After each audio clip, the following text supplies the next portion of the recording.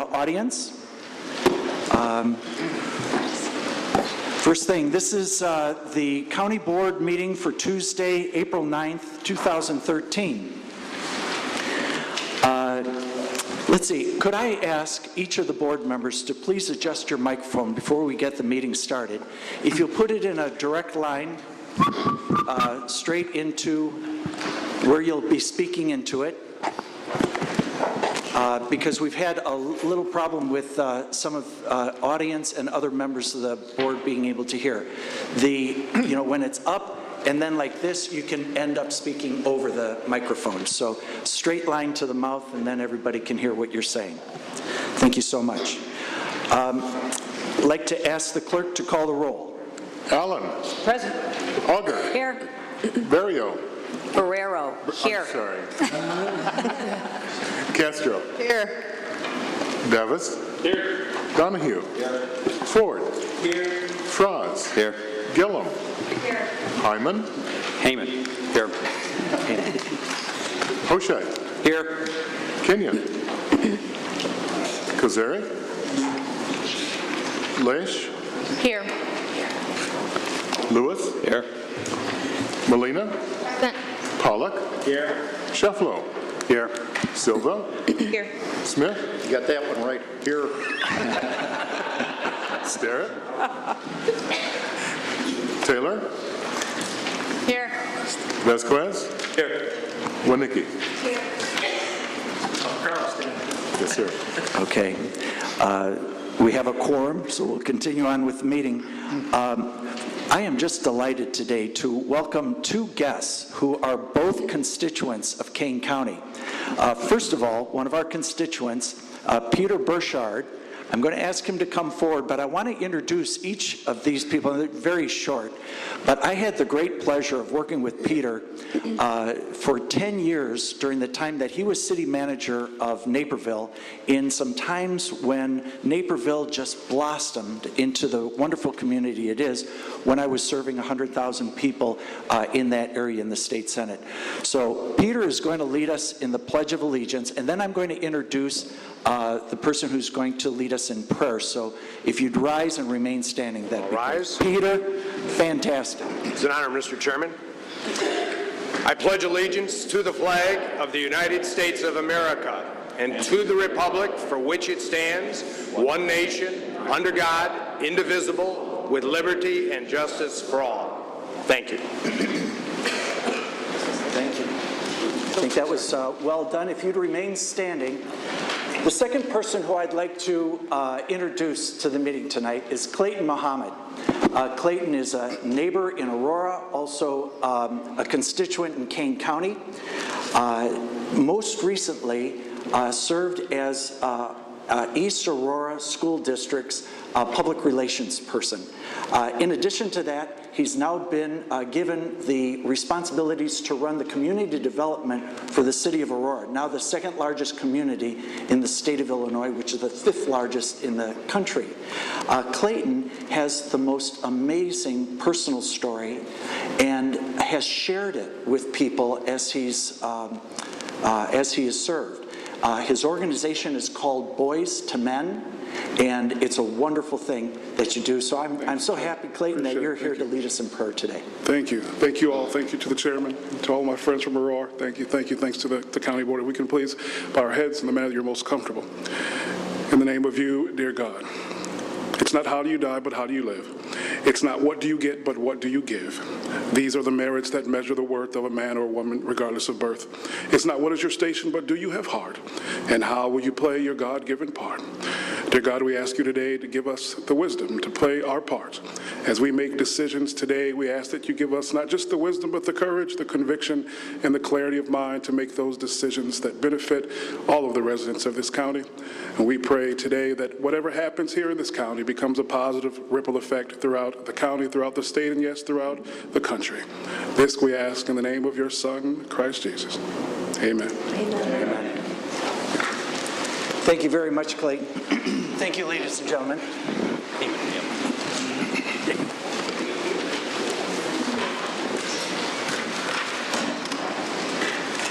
Okay, next item on the agenda May I have a motion and a second for the approval of the March 12th, 2013 minutes? So moved by Ms. Lesh, second by Ms. Allen. Are there any comments, amendments, thoughts? If not, we'll take a voice vote to approve.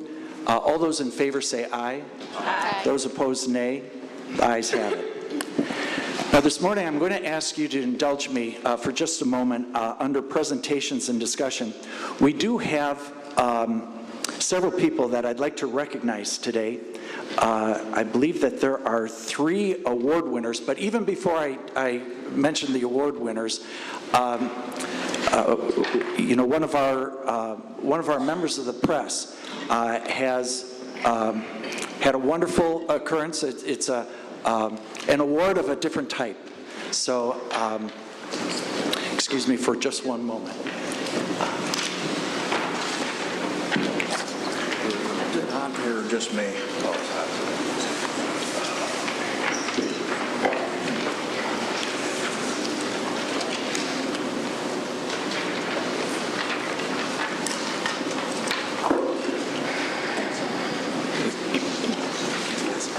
Okay, we are going to come back. We're going to come back to, well, first of all, I'd just like to recognize that you and your wife, Meg, had a baby about, was it maybe 4 weeks ago?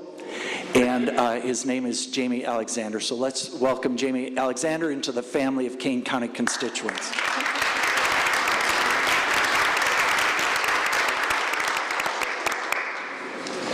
Okay, now we have several people who I'd like to recognize who are being honored for different awards. First of all, John Goodendorf is the Senior Construction Manager of Kane County Division of Transportation. He was awarded the 2013 Professional Manager of the Year Award, Public Right-of-Way, from the Chicago chapter of the American Public Works Association. John was presented an equivalent award at the local level in January at the annual award ceremony for Fox Valley Branch. This award seeks to inspire excellence and dedication by recognizing the outstanding career service achievement of public right-of-way management professionals. John was recognized as an individual with excellent relationships with construction, engineering, and utility companies, and a person who has had extraordinary success in resolving utility conflicts and completing construction projects in a timely fashion. So, John, if you would rise. Is John with us today, Carl? John's not here. He's doing real work. That's wonderful. Okay. That's our kind of guy. Well, then, on John's behalf, I'd like to recognize Carl and Shadle and Tom Rickard on the transportation leadership for the good work that your staff is doing. So thank you very much.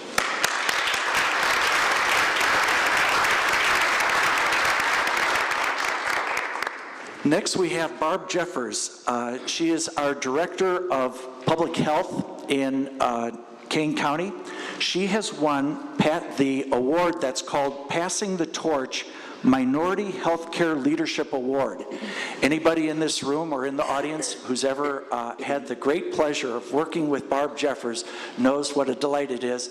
Barb, congratulations. Thank you very much for doing such a good job for more than 500,000 people.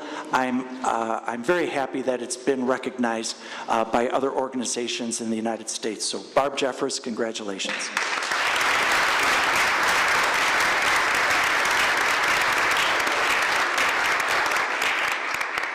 Next, and this is great, this is an award-winning team in Kane County.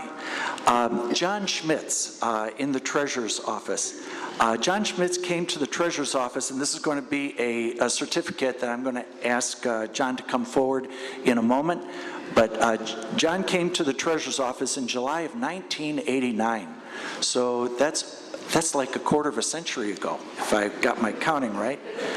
From an extensive career in the banking industry, John's knowledge of investment experience made him a great choice to take over the position of Financial Operations Administrator. With John's nearly quarter of a century of employment with the Treasurer's Office, he was instrumental in the formation of a secure investment policy for Kane County. With the relationships he maintained in various banking institutions, John was able to maximize the highest attainable interest income available to the county investments. Many of his accomplishments include integrating the accounting system into the New World Finance System that replaced HTE. He implemented the positive pay formats for both the county payroll accounts and accounts payable account, and played a positive role in transitioning due to the realignment of office space, also security enhancements, and the addition of electronic locks in the work area.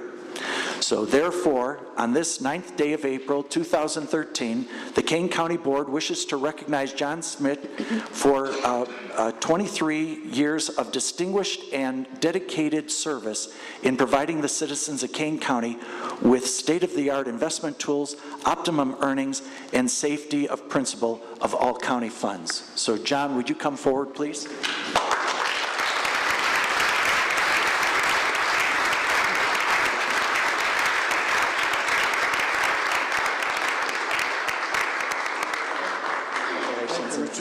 Thank you very much for your service. Thank you. It's wonderful. Now, I'd ask you if you'd like to give a speech, but I'm not going to put you on the spot. So thank you. Looks like a bean counter.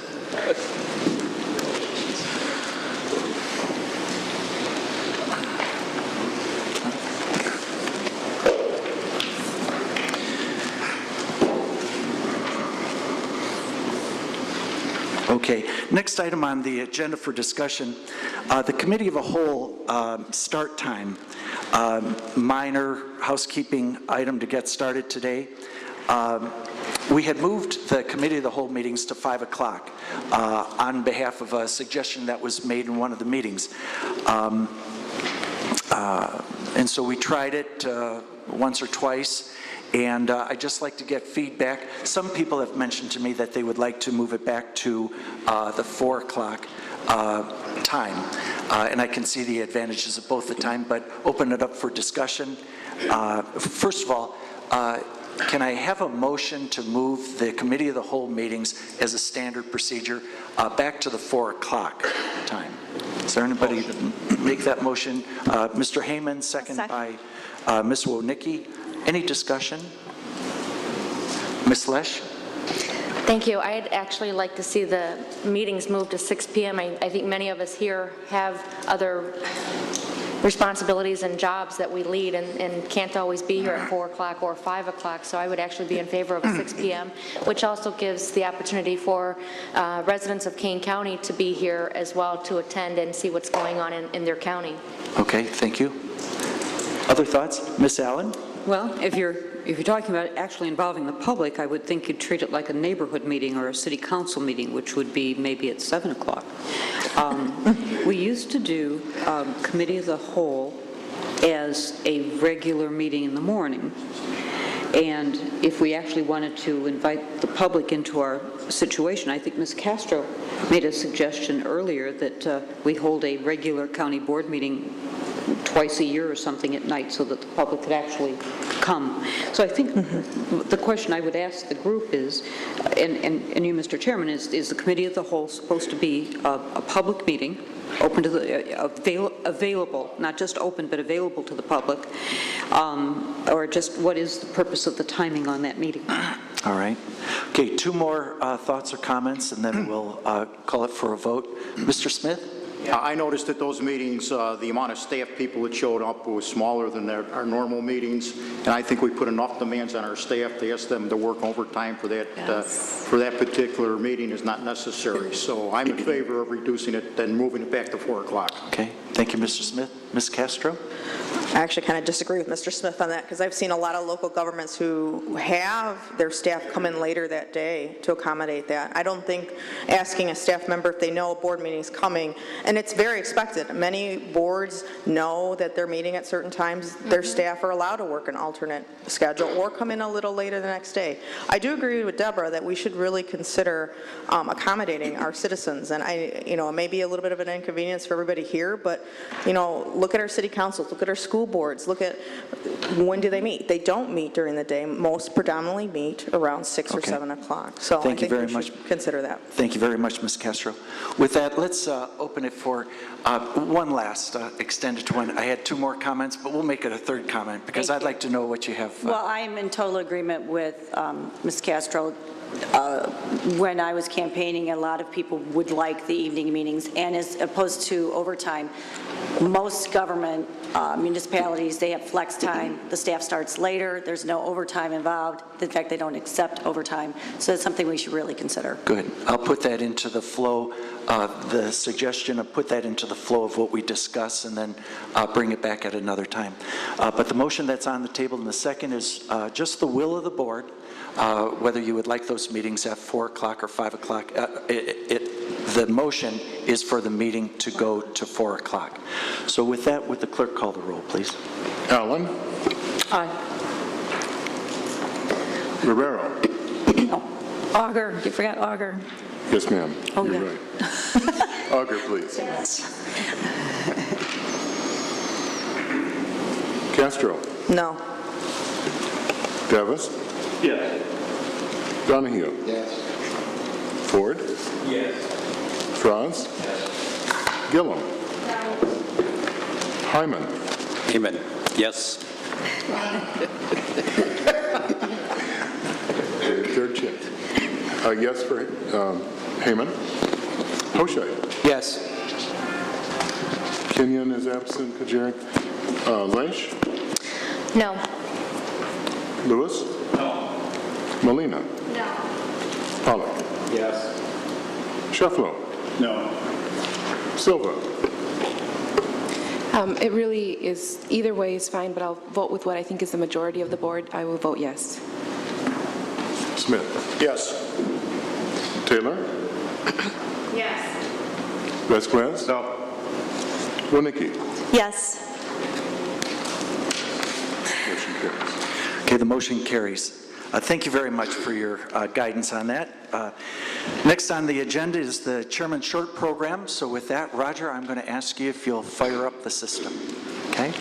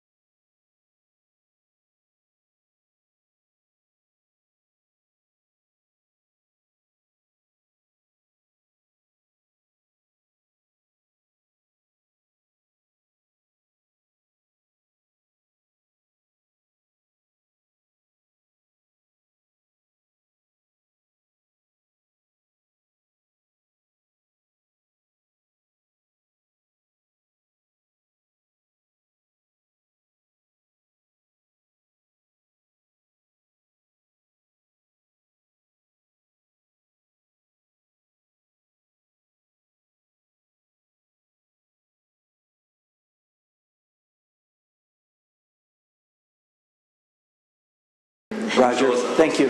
Thank you very much. From pictures that have been taken and are part of our file, over in Roger's department, and thank you very much for putting it together. This actually, there's a second half of this, and at the end of the second half, there's a slide that says, with appreciation to board member Deb Allen, who is the inspiration of putting together. Deb, a couple of weeks ago, had said, you know, Chris, it'd be a good idea if we develop the pride in where we live by showing just some of the beauty that we're surrounded by and what we can be so grateful for. And Deb, thank you very much for the suggestion. I think you have glorified my suggestion, but thank you. Well, I hope that it lived up to your expectation. I know that the short program is a little bit of a diversion from what we do. I've had a couple of folks on the board, and I respect what each person says. And so, you know, I know that there was a criticism. One person told me that they don't like the Marx Brothers, and I understand. I know several people who don't. Another person had suggested that, you know, the inspiration, the video, and the first one that it only had men and that there was some violence like rugby, boxing, those kinds of things, I also appreciate. So I just wanted to get some guidance from the board. I don't want to bore you. I mean, that's the one thing that we all know in public service. But it is an attempt to, you know, have fun in what we're doing. And there's usually a bit of a purpose behind what we put up on the screen, as today's demonstrates. However, I don't want to take time away from all the important work that you're doing with the short program. So could I have a motion? I think I'm going to put it in the positive. Can I have a motion to continue the short program and a second as part of our program? So moved by Mr. Fraz, second by Ms. Allen. Any discussion? If not, oh, Ms. Allen? I really liked Casablanca. Good. Okay. Any other thoughts before we go ahead and take roll call on that? Okay. Then, oh, Ms. Lesh? I'm sorry if I may. I think that if we perhaps keep the short program to our county and things like that, I think it would be more welcoming. But as for the others, I'm not in favor of it, just to move the board meetings along. Okay. Sorry. Okay, thanks. If no other thoughts, I'll ask the clerk to call the roll. Allen. Aye. Auger. No. Barrero. No. Castro. No. Davis. No. Donahue. Yes. Ford. Yes. Frost. Yes. Gillum. No. Heyman. Yes. O'Shea. Blash. No. Lewis. Yes. Molina. Pollock. Yes. Shefflow. Yes. Silva. Yes. Smith. Yes. Taylor. Yes.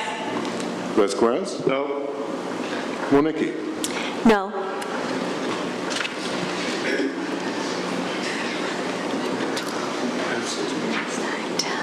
Yes, I think so.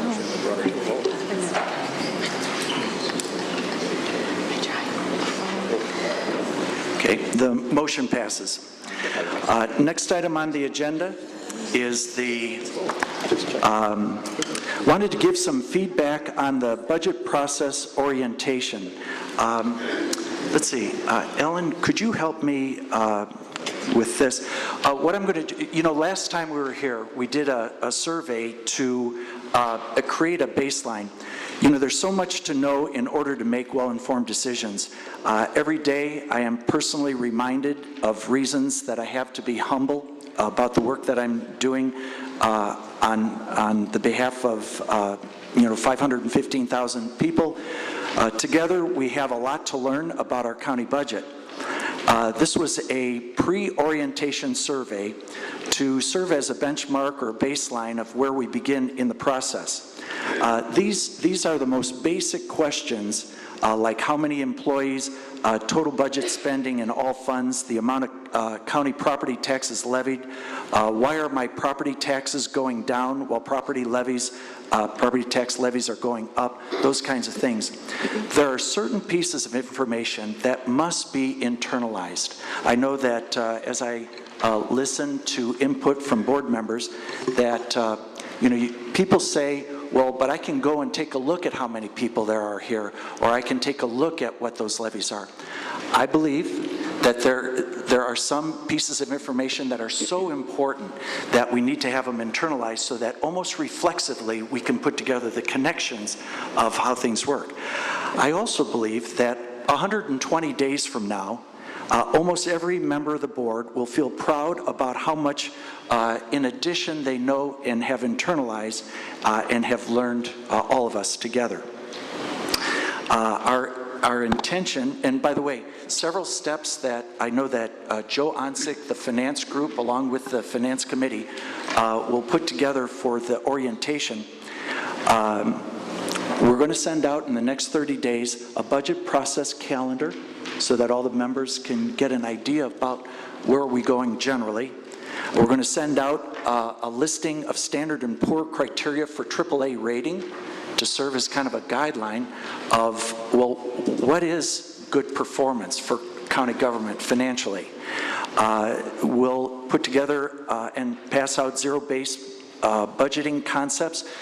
We all know that that is a very complicated, it'll need to be phased in over a 2-3 year period in a process. It's not easy, but it's the right way to go about, I think, any serious type of budgeting.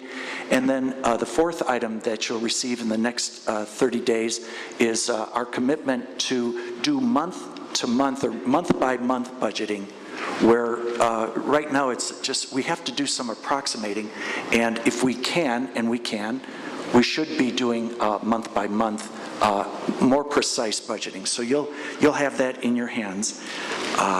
So with that, Ellen, would you pass these out? Here's the name of the person, and then here are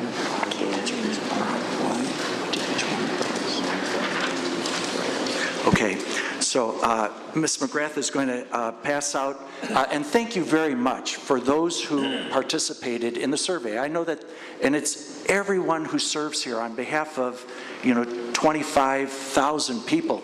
It's your prerogative to either participate or not to participate.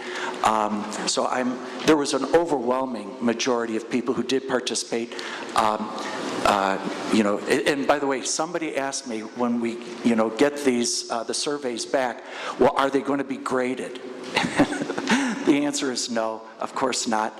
But we're also attaching an answer key so that, you have a leg up. And I do appreciate the work. It's one of the most important things that we'll be doing over the next 6 to 9 months. I hope that it's a shared value, that we're going to make decisions based on a common understanding of accurate facts. It won't be uninformed opinions. Government is not the same as business, but there are some business practices that we can use in government. So thank you very much for all those who participated in that. Next item on the agenda is speakers on agenda items. Today we do have a person who has asked to speak.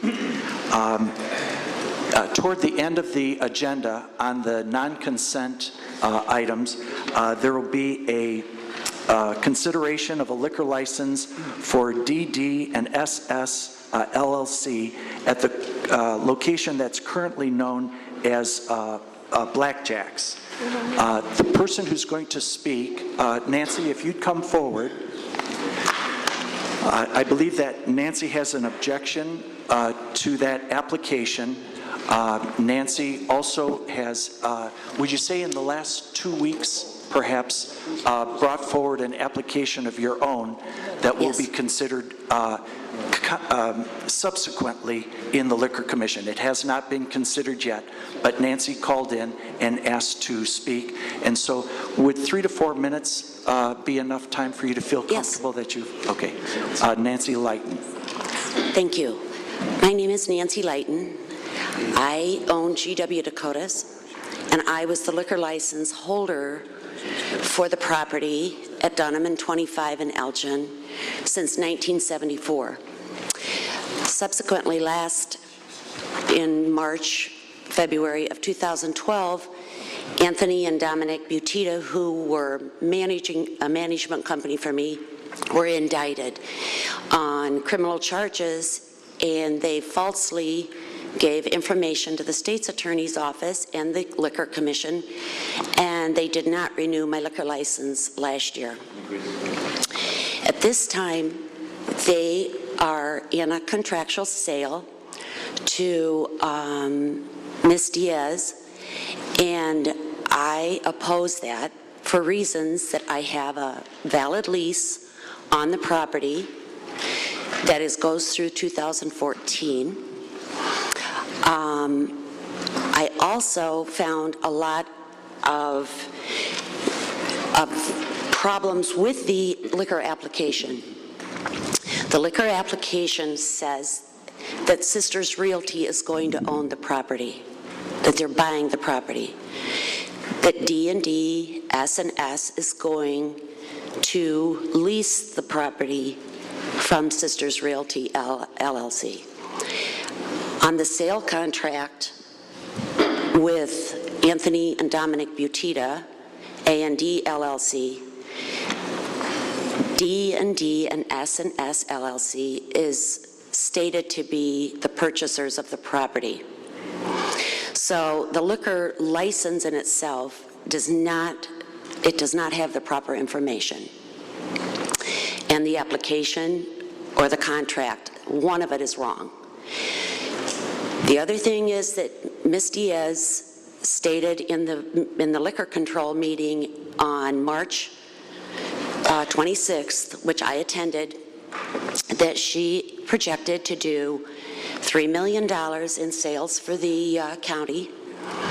She projected that there's a poll tax for $5. She also projected that she would employ 250 people for the county, which is the whole square footage of the property is about 5,000 square foot. So I'm amazed. I'm very stunned that she could do that.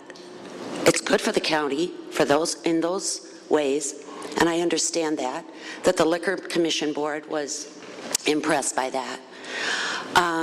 At the time, I have all my documentation.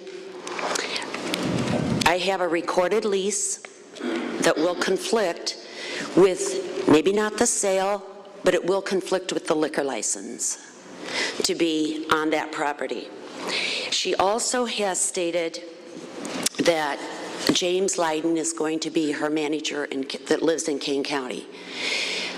She hired him back in March to consult and see how she could clean up this whole property. He's worked for the Butitas, Anthony Butita, since February 2011, and he's also, I have documentation that he's also named in some Illinois Labor Department disputes with blackjacks. So I wanted to give you this information before you make this very important decision. If these things can be resolved, and I did put an application in that said it would not be a liquor application, that would not be reviewed today. I hope in the future it is. I thank you. Thank you very much, Ms. Layton. Okay, next item on the agenda is resolutions and ordinances on the consent agenda. Is there anyone who would like to remove anything from the consent agenda? Ms. Lesh? Could you speak into the microphone, please, so we can hear you? I'd like to remove 13-104 in the transportation, please. I'm sorry. Okay. Sorry. Is that one is off the consent agenda? That was already. Okay, so that'll be in the normal course. Okay? Are there any items that you'd like to remove from the consent agenda? Ms. Allen? 13-94. Okay, that's the supporting the allocation of Prairie Parkway funds to Illinois Route 47 corridor. Okay. Mr. Lewis? Thank you, Mr. Chairman. 13-87. Okay, and that is the authorizing year-end budget considerations. Okay. Any other deletions? Dr. Silva? -93, please.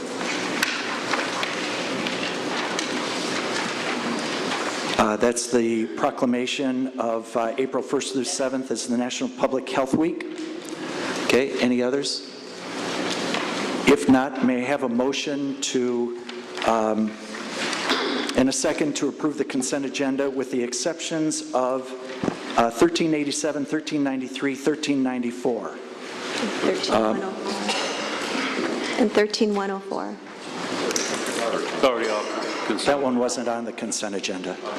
Okay, so moved by Mr. Hoscheit, second by Ms. Lesh. All those in favor say, oh, excuse me. Clerk, call the roll, please. Allen? Auger? Yes. Guerrero? Yes. Castro? Yes. Davis? Yes. Yes. Ford? Yes. Frye? Yes. Gillum? Yes. Heyman? Yes. Yes. Yes. Lewis? Yes. Molina? Yes. Pollock? Yes. Shefflow? Yes. Silva? Yes. Smith? Yes. Taylor? Yes. Vasquez? Yes. Winicky? Yes. Okay, the motion carries. Now, may I have a motion for 13 to pass 1387, moved by Mr. Hoscheit, second by Ms. Castro. Discussion, thoughts? Let's see. The person who, Mr. Lewis, did you want to ask any questions or? I just want to make a comment. In fact, I'm going to propose an amendment to this resolution. Essentially, the resolution earmarks or sets aside monies for fiscal 14 and fiscal 15 salaries. This is based on an arbitration settlement in which we have many negotiated settlements periodically in the county. I think it's a bad policy to earmark future wages of those settlements. And so I'm going to suggest an amendment to this that the $600,000 of FY14 and the $300,000 in FY15 be allocated to the capital fund, increasing the capital fund from $4.4 million to $5.3 million. So my amendment on the floor would be to delete the earmark of funds in 14 and 15 of salary funds and move those to the capital fund. So I propose that amendment, Mr. Chairman. Okay. Mr. Lewis has made a motion to do as he says. Is there a second? I'll second. Second, Mr. Vasquez. Any further discussion? Comments? Ms. Allen? Can I ask the question, are these monies that we have agreed to pay in those years because of the arbitration settlement that was forced onto us? Okay, Mr. Hoscheit? Thank you, Mr. Chairman. I have a comment, but first I'll address Ms. Allen's question. It isn't an amount we've agreed to pay, it's an amount we're ordered to pay by virtue of a ruling from an arbitration program. So there are three components to this resolution as it relates to that arbitration settlement. One is paying the current year's amount, which Mr. Lewis has not objected to, his objection, as I understand it, is to earmarking the funds for the future years. That's correct. And I did have a discussion with Mr. Lewis regarding his concerns prior to the meeting, although it's important to understand his objection, as I gather, is not that he's supportive of setting these funds aside instead of using them in operations, which I think is the whole genesis of the resolution in the first instance.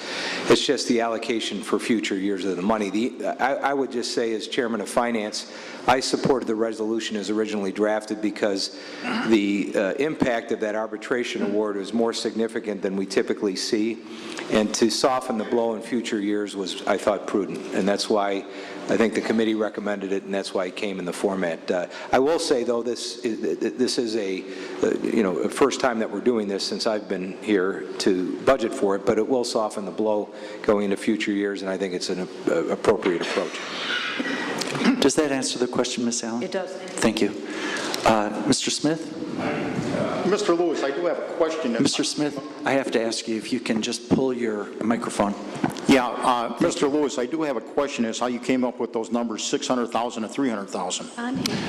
They're on page 39 of the agenda. They're part of the resolution, Mr. Smith. Okay. And just in clarification of Mr. Hoscheid's comments, these are operating expenses, and we will routinely be dealing with negotiated wage settlements for the future. And so the issue is, do we or do we not accrue those? And quite frankly, these numbers are estimates based on the number of employees, and those employee numbers may or may not change. So these are estimated salary increases, and I just think it's a slippery slope to accrue estimated salary increases out in future years that are operating expenses and should be debated at the time the budgets are brought forth before the county board. So I think we should be allocating these funds to, and I have no problem with recognizing the current salary increase of this current operating year. I think it's a good use of the funds to do that, but in future years I think we should roll into capital as we have since I've been on the board. Thanks, Mr. Lewis. Any other thoughts, comments? Mr. Vasquez? John, I just have another question for you. In earmarking the future dollars and stuff, are we putting ourselves in a position where negotiating future contracts might be an issue?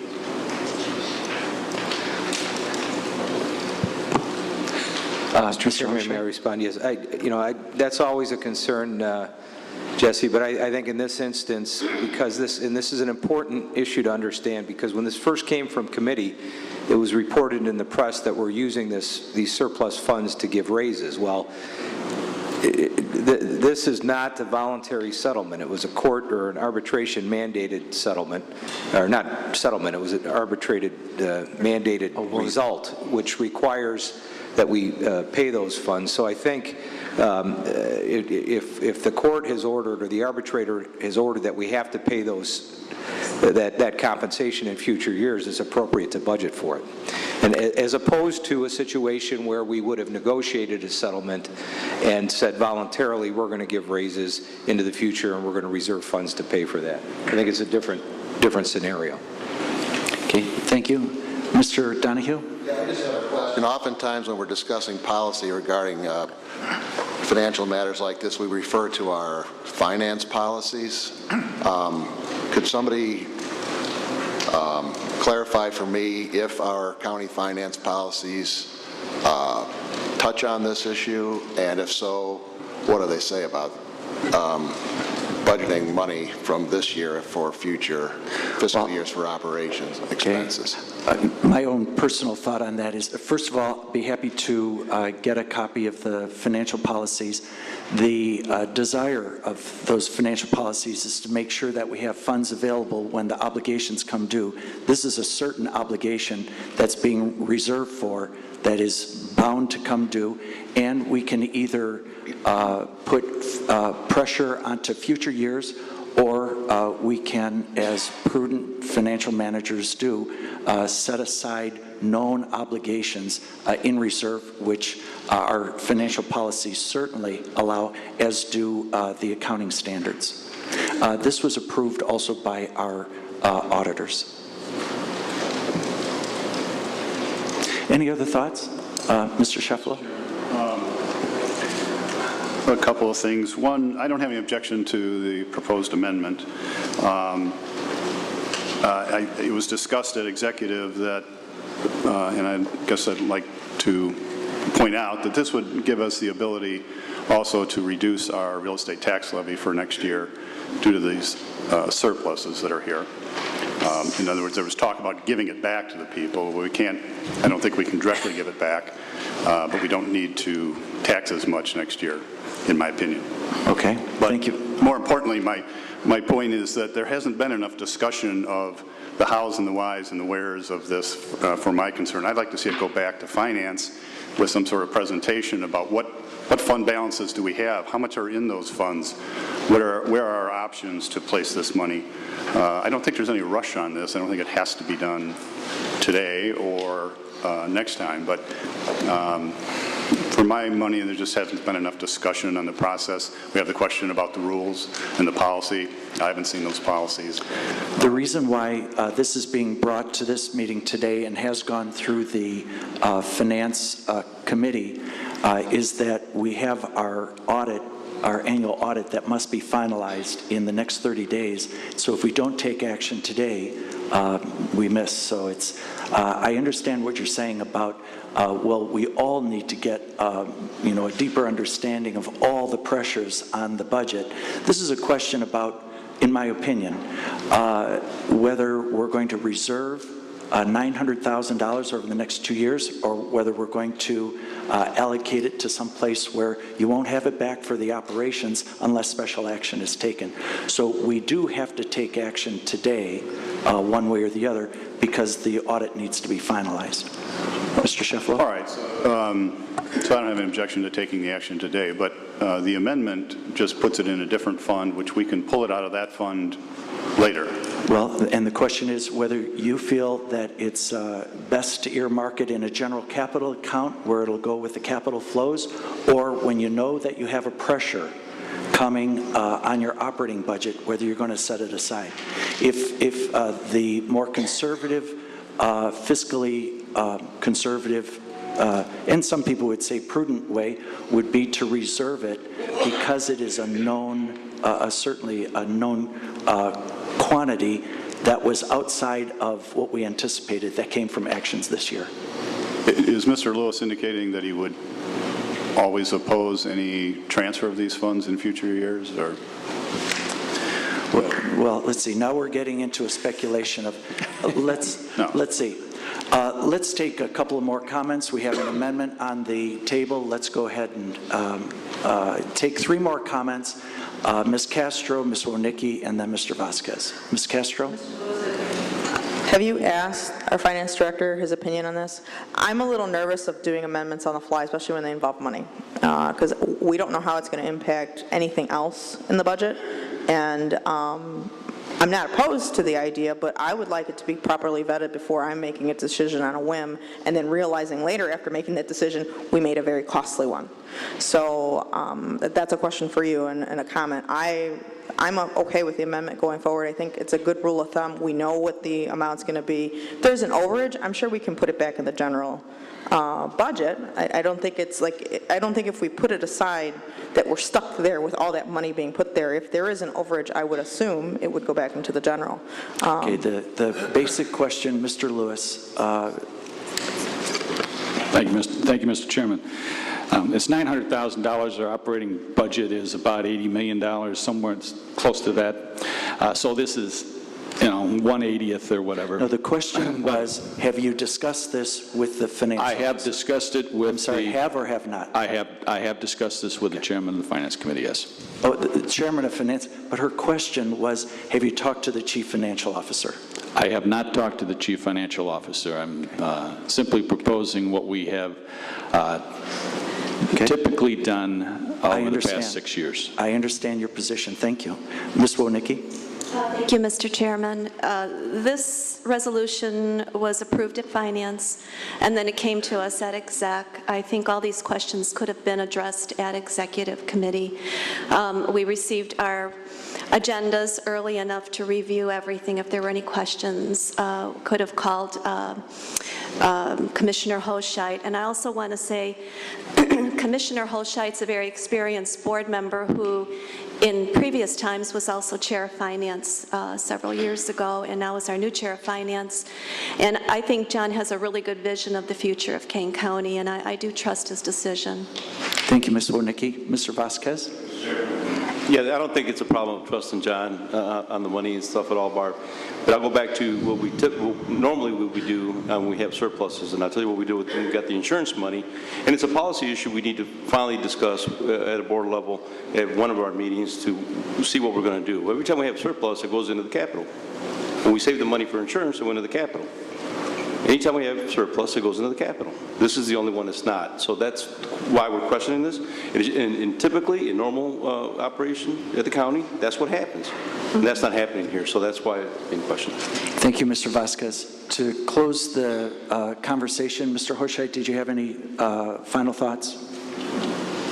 I don't want to further confuse the issue, but from a personal perspective, I'd rather have all the money go to capital because we've shortchanged our capital budget historically. But in this instance, I recognize that we have a mandated obligation. I mean, I'd rather solve our courthouse problem where we've got a dysfunctional system with multiple court buildings and a clerk's office off-site. But that's that's probably a $100 million issue, and this resolution isn't going to solve that problem.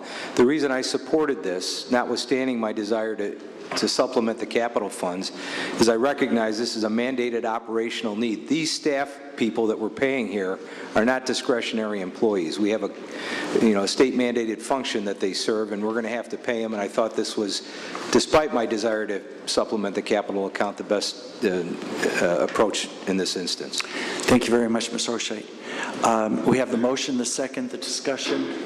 Would the clerk call the roll on the, this is on the amendment, excuse me, the motion and the second on the amendment to allocate from operations reserve to capital reserve.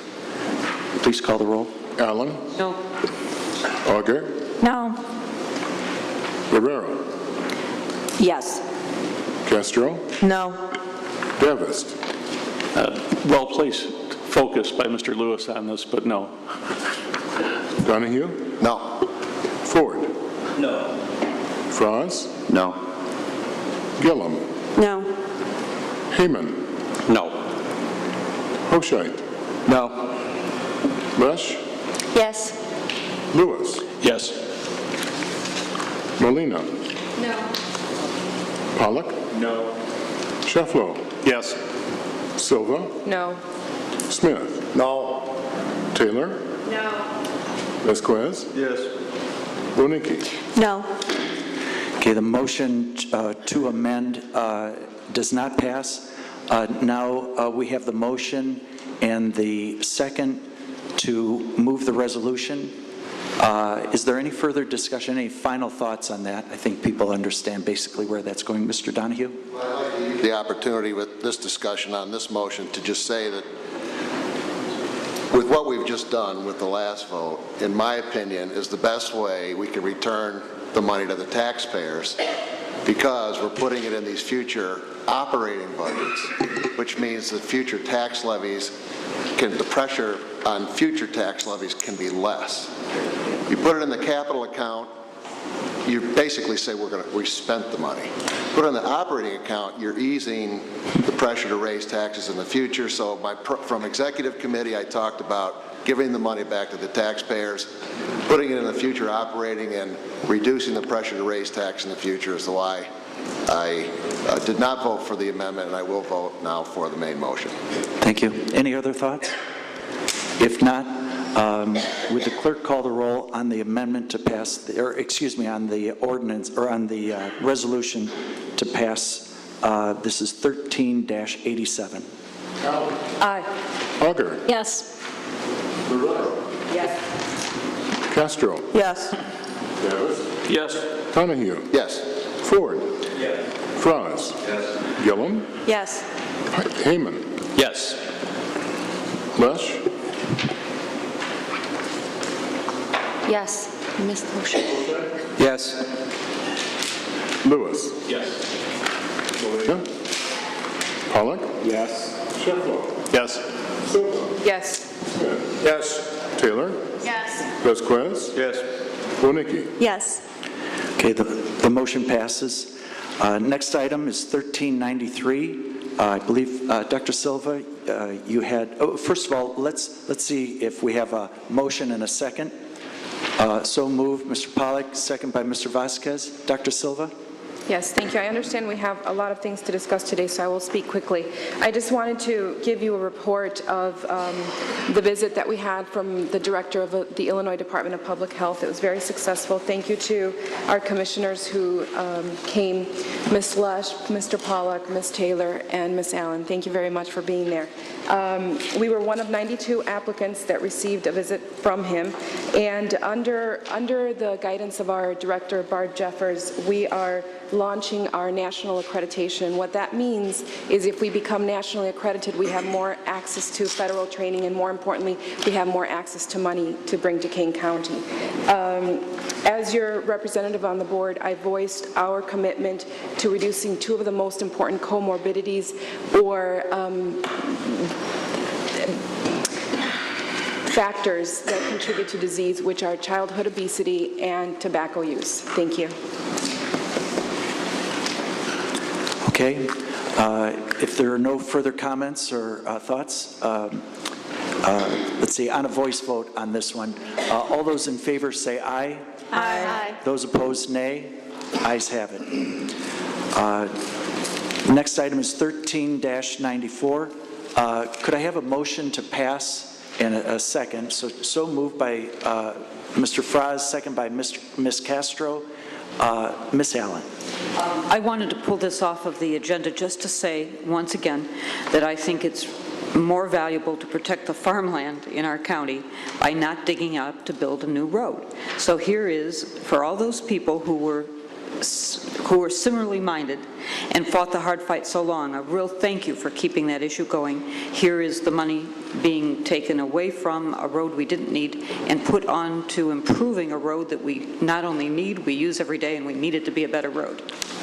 Thank you, Ms. Allen. Are there any thoughts or comments? If not, let's see, voice vote on this one. Let's see, supporting, okay, so no money, so voice vote on this one. All those in favor say aye. Aye. Those opposed? The ayes have it.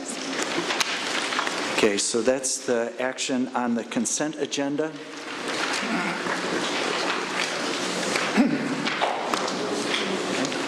Okay, all right.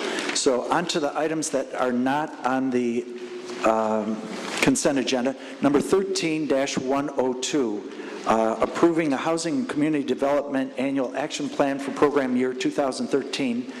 Could I have a motion to pass? So moved by Mr. Donahue, second by Ms. Allen. Let's see, any discussions, questions, comments? Why are these all long? Okay, if not, would the clerk call the roll on 13-102? Aye. Potter. Barrero. Yes. Castro. Yes. Davis. Yes. Donahue. Yes. Ford. Yes. Franz. Yes. Yes. Heyman. Yes. Hoshite. Yes. Lesh. Yes. Lewis. Yes. Molina. Yes. Pollock. Yes. Sheffler. Yes. Silva. Yes. Smith. Yes. Taylor. Yes. Vasquez. Yes. Wonicky. Yes. Okay, the motion passes. Next item is number 13-103. Could I have a motion? So moved by Mr. Heyman, second, Ms. Allen. Discussion, comment, questions? Mr. Smith? Thank you. I would like to make a motion that we combine Resolution 13105 and 13106. They both pertain to the proposed roundabout at Route 47 in Burlington Road. At the executive, there were a couple of board members anyway. Wait, you're jumping the gun. 13. I appreciate that, Mr. Smith. You're jumping the gun there. You are. You're just a little ahead of us. We're on You're right. 130. We'll get to that later. Oh, excuse me. That's all right. You're a step or two ahead of us. So, thank you very much. Let's see, any discussion or comment on 13103? If not, excuse me, Ms. Taylor? I believe, and I've said this at multiple meetings now, this should have been budgeted in the IT department's budget. What didn't come all of a sudden. This was a computer software that's been in the pipeline for some time, since 2001, I think, was when we started the program. While I'm going to support it because I believe going forward, these types of items need to be budgeted in a department's budget on the front end, rather than all of a sudden being dropped in our lap at the last minute. Thank you, Ms. Taylor. Any other thoughts, comments? If not, would the clerk call the roll, please? Aye. Auger. Yes. Barrero. Yes. Castro. Yes. Davis. Yes. Donahue. Yes. Ford. Yes. Frost. Yes. Gillum. Yes. Heyman. Yes. Hoshite. Yes. Lesh. Yes. Lewis. Yes. Molina. Yes. Pollock. Yes. No. Silva. Yes. Smith. Yes. Taylor. Yes. Vasquez. Yes. Unicki. Yes. Okay, the motion passes. Next item, number 13-104, approving contract for construction 2003 county pavement crack sealing, Kane County section number as it is in your agenda. Could I have a motion to pass in a second, and then we'll go to discussion? So moved by Mr. Fraz, second by Ms. Auger. Okay, any thoughts, questions? Ms. Lesh? I had pulled this off in exec just because with reviewing some of the contracts that I feel that if we're going to give business to a company here in Kane County or in Elgin, that, you know, they follow through with their apprenticeship training, also keeping that here locally or in the state of Illinois, and not doing that and following it up in a different state. So. Okay, thank you, Ms. Lesh. Mr. Fraz?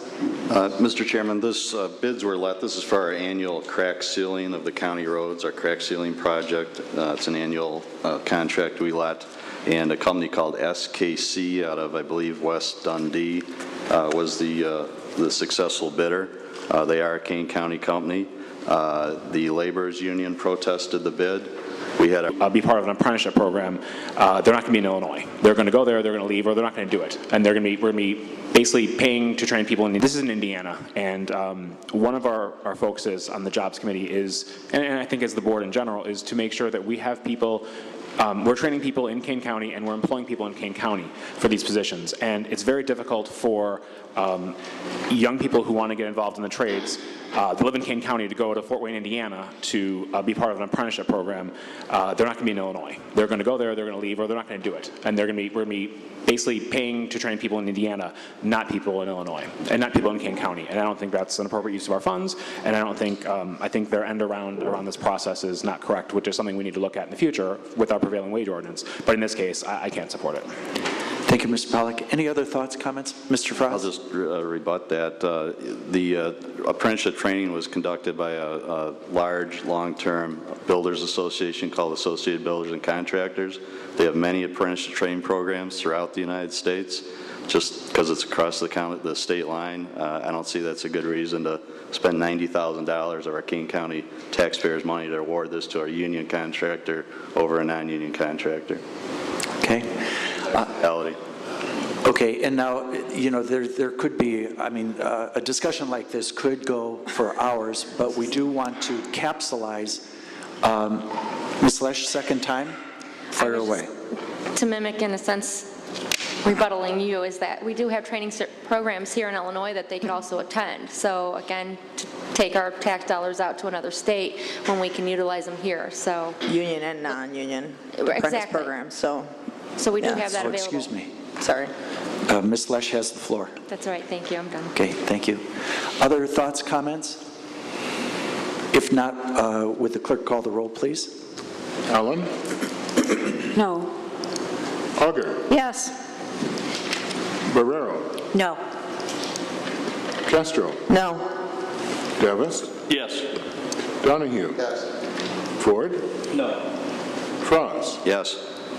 Gillum? Yes. Heyman? No. Hoshite? Yes. Lash? No. Lewis? Yes. Molina? No. Pollock? No. Shefflow? Yes. Silva? No. Smith? Yes. Taylor? Yes.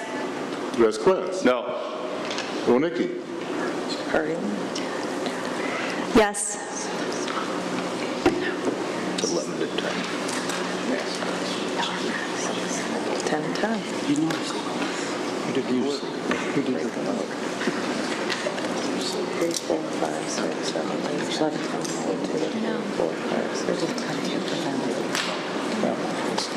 Okay, the motion passes. Next item on the agenda, 13105, and let's go back to Mr. Smith's request about combining. If we have anybody who objects to those two being combined, we'll handle them separately. So is there any objection to handling 13105, 13106 together in one discussion, one motion, one discussion? After we had passed this one, then I also had occasion to talk to the owner of 3 of the 4 corners of this property. And he is definitely opposed to what he feels as though it's going to take this issue. Also, there were several board members that thought that they needed more information on roundabouts. So I would like to make a motion that we table this issue and send it back to committee.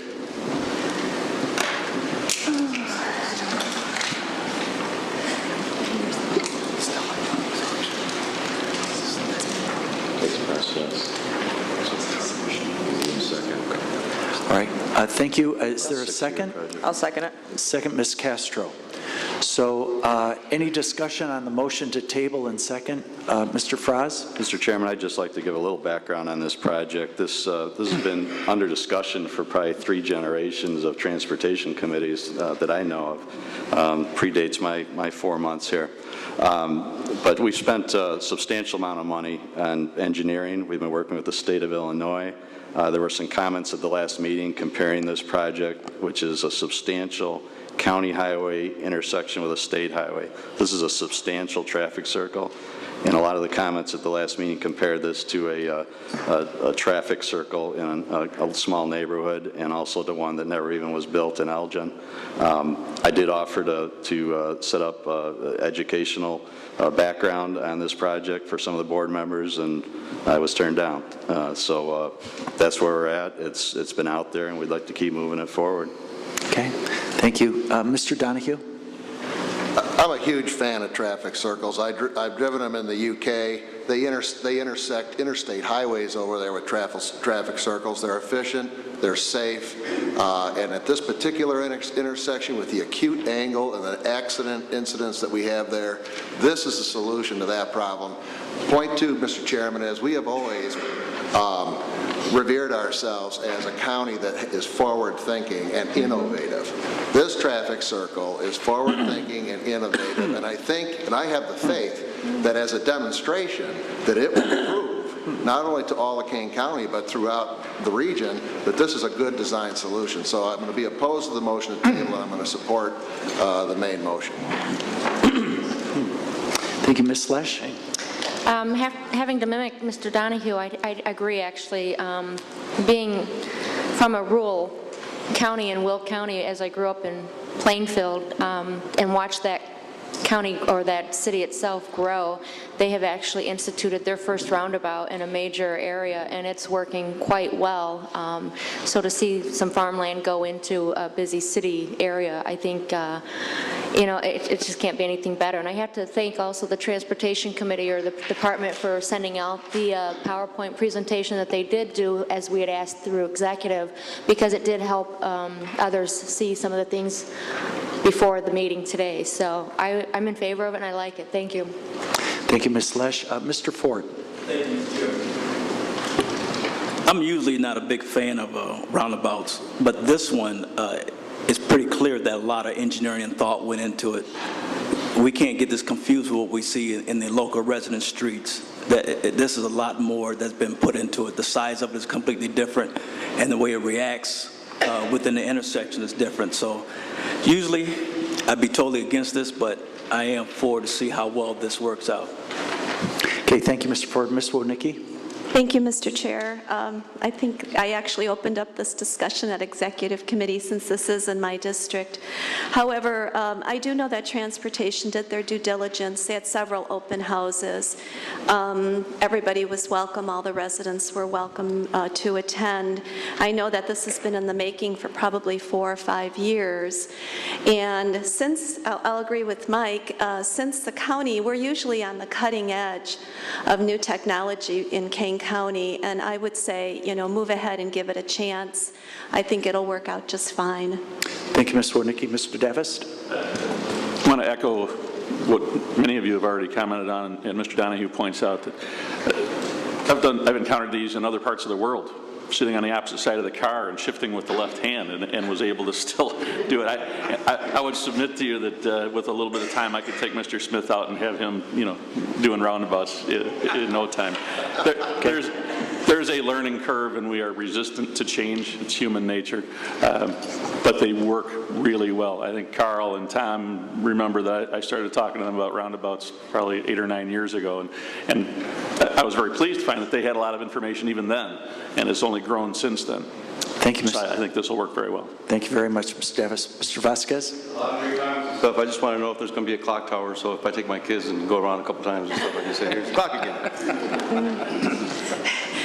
Okay, any other? We'll take the donation. Any other thoughts? Comments? If not, first of all, I'd like to thank Mr. Smith for combining these two. I think you saved us time. Thank you for the discussion. The clerk will call the roll. On the motion, yes, excuse me. On the motion to table. So a yes motion to table, this will stop and return to other considerations. So a yes vote is to have this stop. So this is the motion and the second to table. Clerk, call the roll. I'm sorry. No. Auger? No. Barrow? No. Castro? Yes. Davis? No. Donahue? No. Ford? No. Frost? No. Gillum? No. Heyman? No. Right. Lash? No. Lewis? No. Molina? No. Pollock? No. Sheffler? No. Silva? Yes. Smith? Yes. Taylor? No. Vasquez? No. Wodnicki? No. Okay, so the motion to table fails. So let's see. Make a motion to approve. Motion to, that's right. You were quick on that motion to table, TR. So, motion to pass these two together. Mr. Vasquez, second by Mr. Ford. Any further discussion, any last comments? If not, would the clerk call the roll? Auger? Yes. Rivero? Yes. Castro? No. Davis? Yes. Donahue? Yes. Ford? Yes. Ross? Yes. Gillum? Yes. Heyman? Yes. Hoshai? Yes. Yes. Lewis? Yes. Molina? Yes. Pollak? Yes. Shefflo? Yes. Silva? Yes. Smith? No. Taylor? Yes. Vasquez? Yes. Walnicki? Yes. Okay, so that motion, both of those ordinances pass. Okay? Next on the agenda is Liquor Control Commission. I'd like to give a little background. This is ordinance to amend Appendix C of the Kane County Code, Liquor and Licenses. I have just some background. I'd like to lay that out, give you a brief description of what the issues are. Then I'd like to ask Ms. Diaz if she'd come forward to present her application case. And then if you have any questions, I believe that Ms. Diaz is ready to answer them. So several things. Liquor application, DD and SS Inc., owned by Debbie Diaz and Chief El Sharif, was reviewed by the Liquor Commission on March 26, 2013. The application was in order. The Liquor Commission voted to move consideration of the application to the full county board with neither a recommendation to pass or not to pass. Presented it to the board. The county board must also consider adding an additional Class E bar license in St. Charles Township. The applicant will be purchasing the property and the business from the property owners, Anthony and Dominic Butita, who were convicted of illegal gambling and conspiracy to defraud the U.S. The property is currently zoned for both alcohol and adult use under the Kane County zoning code. The current establishment, Blackjack's, is open and does not have a liquor license. And as I mentioned, the Liquor Commission has moved the application to the board with no recommendation either way. So the issue before you as a county board is whether you desire to add an additional Class E license to DD and SS Inc., which will continue to operate this bar as an adult entertainment facility. The county board should be aware that this establishment may operate without a liquor license and have full nudity. The nudity provisions are tied to the liquor code. The liquor applicant, Debbie Diaz, is in attendance and is invited to address the board. So Ms. Diaz, if you'd come forward. And if it's all right, do you feel that 3 to 4 minutes in presenting would be adequate? And then would you be willing to answer, any questions that the board might have? Maybe a little bit longer due to Ms. Luden's. I understand. Okay. Thank you. Please begin. Honorable members of the board, good morning. My name is Deborah Diaz. I am the applicant for the Kane County liquor license operating as DD and SS Inc. And for those of you who might not know where the establishment is located, it's at 7 North, 657 Route 25 in Elgin.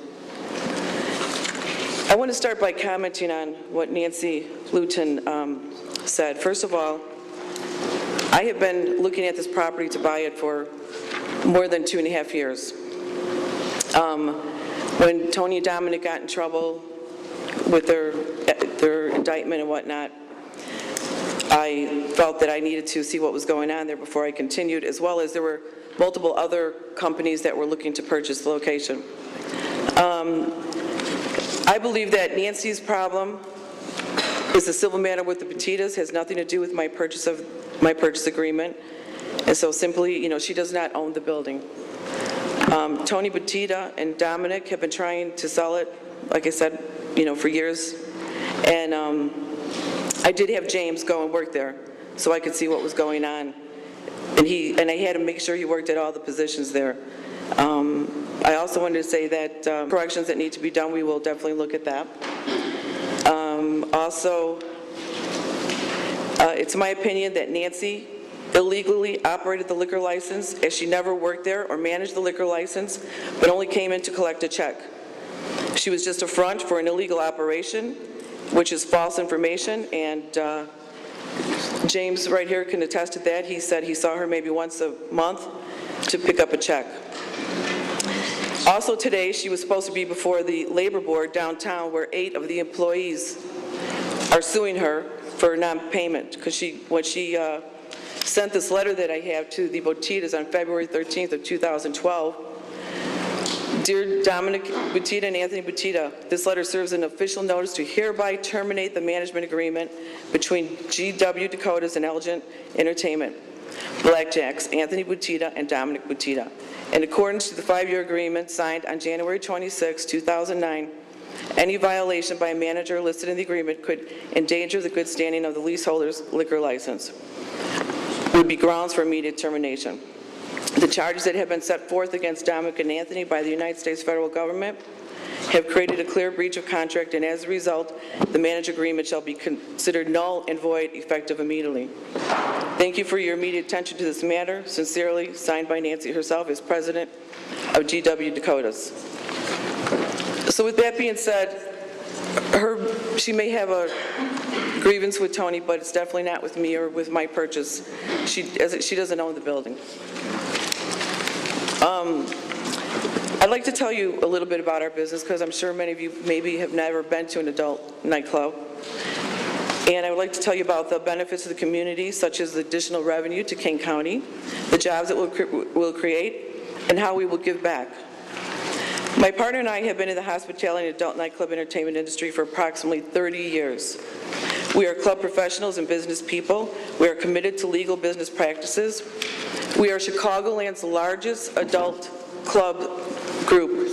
My partner and I currently are engaged in acquiring, owning, and operating adult nightclubs that provide upscale adult entertainment, along with fine dining and spirits. By the end of this year, we will have 5 clubs in the Chicagoland area. We are dedicated to delivering world-class service and hospitality and keeping our establishments clean and safe. We have belonged to our Trade Association of America's Adult Nightclub, which is called ACE, Association of Club Executives, for years, and I've served both on the national board and as a leader statewide for Illinois. I'd like to tell you a little bit about our industry. Gentlemen's clubs represent the highest grossing segment of the nightclub industry. There are more than 4,000 adult nightclubs in the United States, which employ over 500,000 dancers and support staff and host over 1.2 million customers a day. They have a combined gross revenue of more than $7.5 billion. It's a multi-billion-dollar industry. They pay more state and local taxes than any other type of nightclub, and they reach the most desirable demographics of spenders, 40 to 50 years old, serving primarily businessmen and women, and Illinois alone has approximately 120 clubs. My partner and I currently own a gentleman's club in Harvey, Illinois, which is open from 4 a.m. weekdays to 5 a.m. on weekends with a full liquor license establishment. We've been there for 13 plus years now. We were voted Midwest #1 club in our industry. We also together are in the process of opening a club in Bedford Park, Illinois, which will have a 4 a.m. full liquor license. And together we also own real estate holding companies, SSNN Realty and Sisters Realty. My partner also owns 2 clubs in Indiana with full liquor licenses. He also owns an Italian steakhouse, and he has a full liquor license there as well. He's also in the furniture business, and I'm also in the fitness industry business. Besides the Liquor Commission inspecting and finding any problems with us, we have had 1 violation. It was 1 fruit fly. We have never had a major violation in any of our establishments in all the years we've been in business. We have a clean liquor record. Our management team is one of the best in the business, and our compliance is a priority to us for all legal aspects.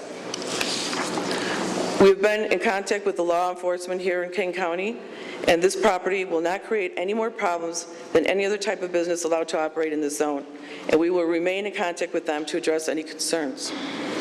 Everyone who works at this establishment is and will be BASSET trained.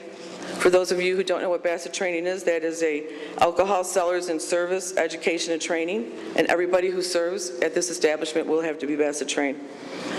We will be adding more security personnel than Blackjacks has now, and there will be outside security person every night and 5 to 8 security personnel inside.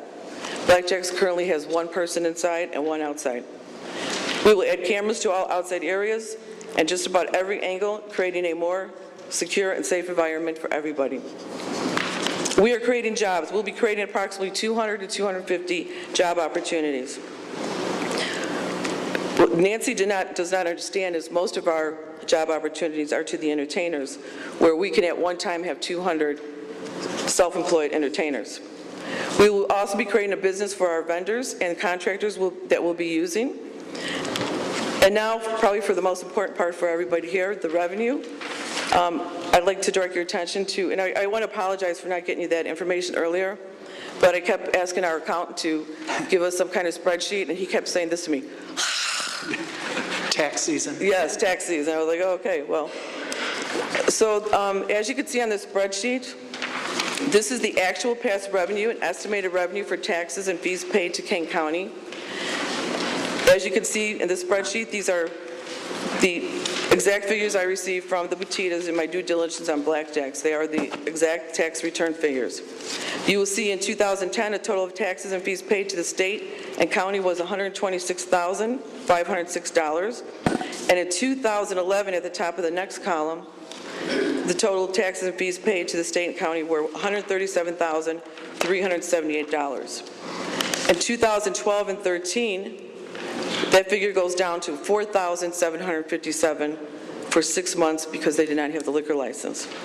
In 2011, the gross sales tax was $134,783, with Kane County's share of sales tax being $14,441, plus liquor license fee of $2,000, and Kane County Health Department fee of $595, plus the Kane County real estate tax of $15,555.70, totaling the potential income in 2011 to Kane County should have been about $32,480.70, based on our accountant's calculations. In 2012 and 13, without liquor, the county would have made approximately $16,407.70, and this lost revenue without liquor is about $16,000 from the prior year. As you can see, the county, state, and federal governments will lose a lot of revenue without a liquor license. Liquor sales generate tax revenue. One of the things that we've done in the 30 years that we've been in business, we always give back to the communities we do business in. We take pride in working close with the cities and towns that our businesses are in to help those in need. We've given school supplies to the kids when they go back to school. We've bought gym shoes from Payless and let the kids go and trade them in for their own size. We've bought prom dresses and from head to toe for girls who may not afford prom. Christmas is our biggest time of the year. We adopt families. We do toy drives for Christmas, and we donate the toys usually to the local governments. Thanksgiving, we give turkeys. We've given sports supplies for community centers, and we work together in cleaning up the neighborhood. We help children with special needs, and these are some of the things we would like to do here in Kane County. While it may not be some of your opinion or desire to patronize an adult clubs are legal businesses. They are legal in every county, municipality in the entire United States, and it's in the state of Illinois, in every state across the country and around the world. Adult clubs are protected by the United States Constitution, our First Amendment rights, freedom of speech, freedom of expression, freedom of choice, equal protection and rights. This is what the county is so great about in every city and state around here, the freedom of choice, the ability to have that choice. And we aim to build strong, lasting, good neighborly relationships. And at this time, I'd like to thank everybody for hearing us today, and thank you for your time and your consideration. Okay, thank you very much, Ms. Diaz. Do you feel that you've had enough time to put your application forward? Yes. Okay, very good. Are there questions from members of the board for Ms. Diaz and her team? Actually, Ms. Diaz, would you introduce the two people who are with you to help answer questions? Yes. This is my attorney, Gretchen Chelsea, and this is one of the managers of Blackjacks who started at the bottom as a parking lot attendant, James Luden. Okay? Okay, thank you. Mr. Fraz? I have a question for the petitioner, and also I'll have one for our sheriff's representative. Just so I understand, is there any short or long-term relationship between yourselves and the former owner other than buyer-seller? Well, I do know the Petitas because I'm part of ACE, the Association of Club Executives, so what I do in ACE is I try to get other clubs to join our association. That was one of my main jobs, so I do know them. So no business relationship?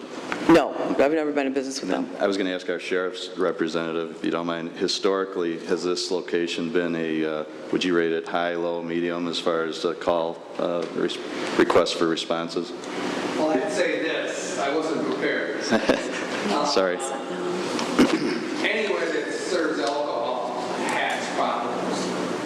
To what extent, I'm not in that flow as far as being able to give you answers. There's always the problem with DUI drivers and things like that. But you're going to have that with every establishment. He doesn't know. So, as far as having extensive problems at this particular location, I really can't answer that without the facts. Okay, sorry, thanks. Okay, thank you. Mr. Vasquez? Chairman, question for the petitioner here. I noticed that the SS&M Properties Investment, is that the other company that you said you Yes. own? And it was involuntarily dissolved at the state level in 2010. Can you share with me as to why that was dissolved? SSNN. I'll have to look into that. I'm not really sure that it was even dissolved. The state of I can Illinois get back shows to you that it about was that. involuntarily dissolved. That means you didn't file your annual report as of October 8th of 2010. And then this new company that you've created, SS&DD, Yes. was just created in October. Is that correct? Yes. And I think that was the mix-up on the application as well. Right. Okay. Mr. Hoshite? Mr. Chairman, I do have a question to the applicant, but I also would ask that we have time to discuss this as a board once the applicant questions have been answered. Okay. What would be your hours of operation? How late would you stay open? I'll let James answer that, what the hours are right now. Currently, we open at noon, and during the week, Monday through Thursday, we're open until 1 a.m., weekends 2 a.m. One of the, in anticipation of this meeting, I received a call from a representative on your behalf that indicated that the economic benefit to the county was significant, and I appreciate you giving us numbers, but the numbers that were given to me were revenue figures in the range of $3 to $4 million a year, and there were some numbers quoted in terms of sales tax revenue that would result from that. Now, the numbers in front of us today are more in the $2 million range. Is that more accurate in terms Well, those of are realistic? the exact figures from Black Checks. Those figures that you have in front of you today. Other than different management style, would you consider, I mean, if you operated the facility, would you expect similar numbers from yours, or do you expect? We expect higher numbers. You know, I feel that the way they were running it, you know, paying people that didn't really work there, things like that, doesn't happen with us. And I'd like to respond to the gentleman over here's question. Well, let me first make sure that Mr. Hoshite has his questions answered. That's okay all my for now? questions for now, yes. Yes, so Ms. Diaz?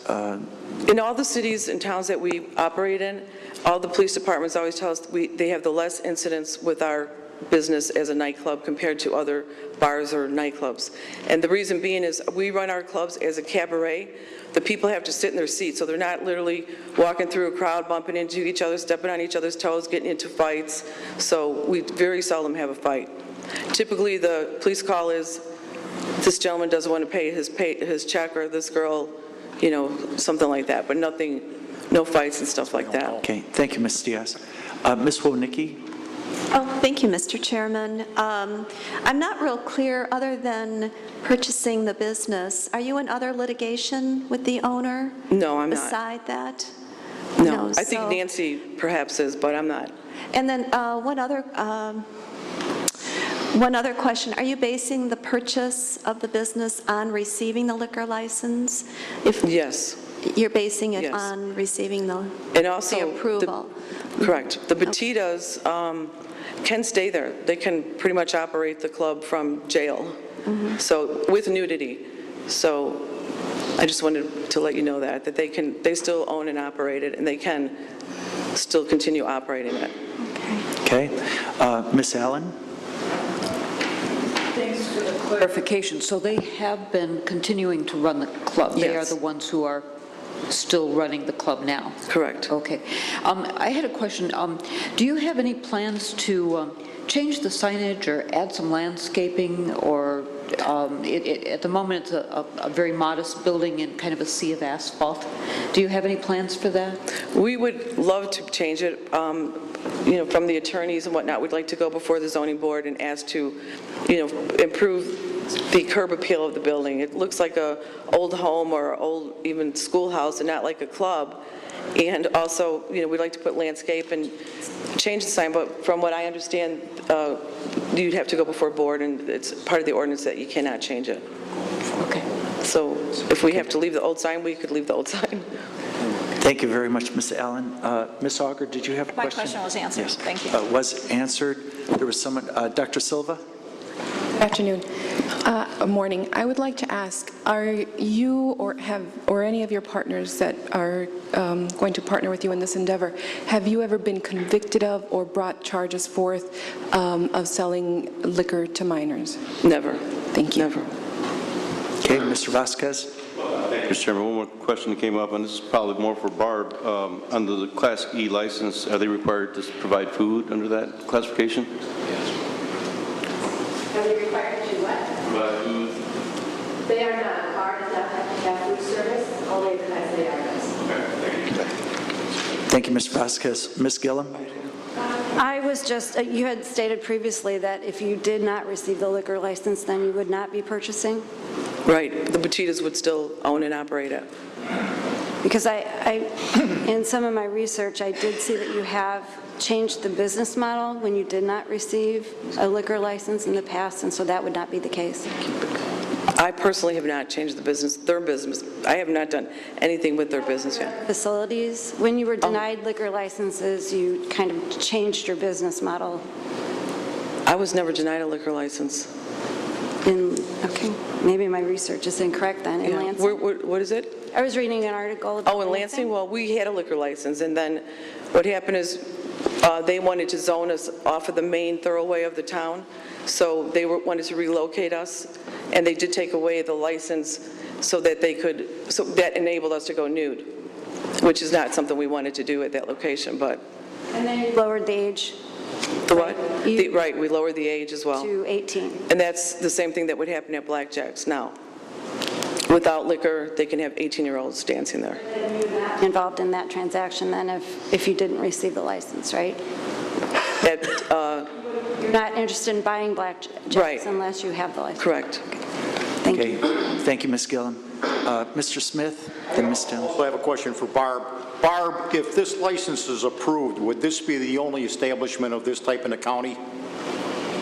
It would. This is the only adult entertainment establishment in Kane County currently. Okay, thank you.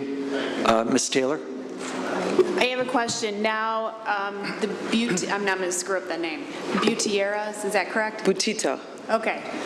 They're currently in jail. Are they the owners of the property? They're not in jail yet. Apparently they're going, is that correct? Yes, and they are the owners of the property. Okay, and they own the physical property. And then the lease agreement with the other woman that spoke, she said she's in a lease agreement till 2014, correct? Okay, 2014. So her lease agreement is with these gentlemen. Right. Correct? And then if you step in to purchase the physical building, correct? Correct. Then what does that have? What happens with the lease agreement at that point? I apologize if I don't already know that. Does it eliminate the lease agreement and then you turn into the new owner? Well, I think what happens with that is it could become a litigation between the Bachitas and Ms. Luden, but it would have nothing to do with me. So in essence, you would come in, take ownership of the property, and then have the business within that property? Correct? Yes, correct. Okay, just checking. Okay, we do need to set aside time for discussion within the board. Any other questions, comments? If not, Ms. Diaz, Gretchen, and James, thank you very much for the presentation. And now we'll turn it over to questions, thoughts among the board members. Mr. Davis. My question goes to what Ms. Taylor was talking about, if this is even ripe for us to discuss without a clear title situation and ownership, who would we be granting this license to, and would it be under their, so Mr. Canale perhaps can assist us with. This has gone through as far as the application being in order and, the conditions being available for that, answering that question. Mr. Canale, from a legal point of view, can you? Mark, We had a meeting, as the chairman indicated, with Ms. Leish, Ms. Taylor, and Mr. Heyman, and they moved this forward without a recommendation because the real issue here for the board is whether you're going to create another license. There is no license there now. So as far as whether or not this lady is going to take subject to leasehold rights, she's going to have to work that out in a private situation. The issue here is not who has control of the leasehold. The issue is who has title to the property, and it's pretty clear. We did a title search on this. Barb did it. We know who the title holder is. It's the Butitas or one of their companies. So I don't have any heartburn about the situation between what Ms. Luyten is claiming and the purchaser of the property. What's before the board here is whether or not you want to create another license, because the license that was there before has expired and is no longer available. So if there's going to be some litigation with respect to it, then the litigation will come. Okay, let me, I'm going to go to Mr. Hoshite, and then we're going to come back to, I believe that there's, that we need a motion and a second to grant a license. And we should probably get a first and a second before we go into more discussion, because without those, there won't be a vote. Let's see. Well, let's go to that motion. So moved by Mr. Donahue, second by Ms. Lesh, and then further discussion. Mr. Hoshite, thank you very much for also bringing us to, okay, the discussion within the group. Right. I can give historic perspective because this property, I believe, is in my district. It's right on the border of Mr. Kenyon's district and mine. But historically, I can say, you know, there's questions, have there been issues or problems there?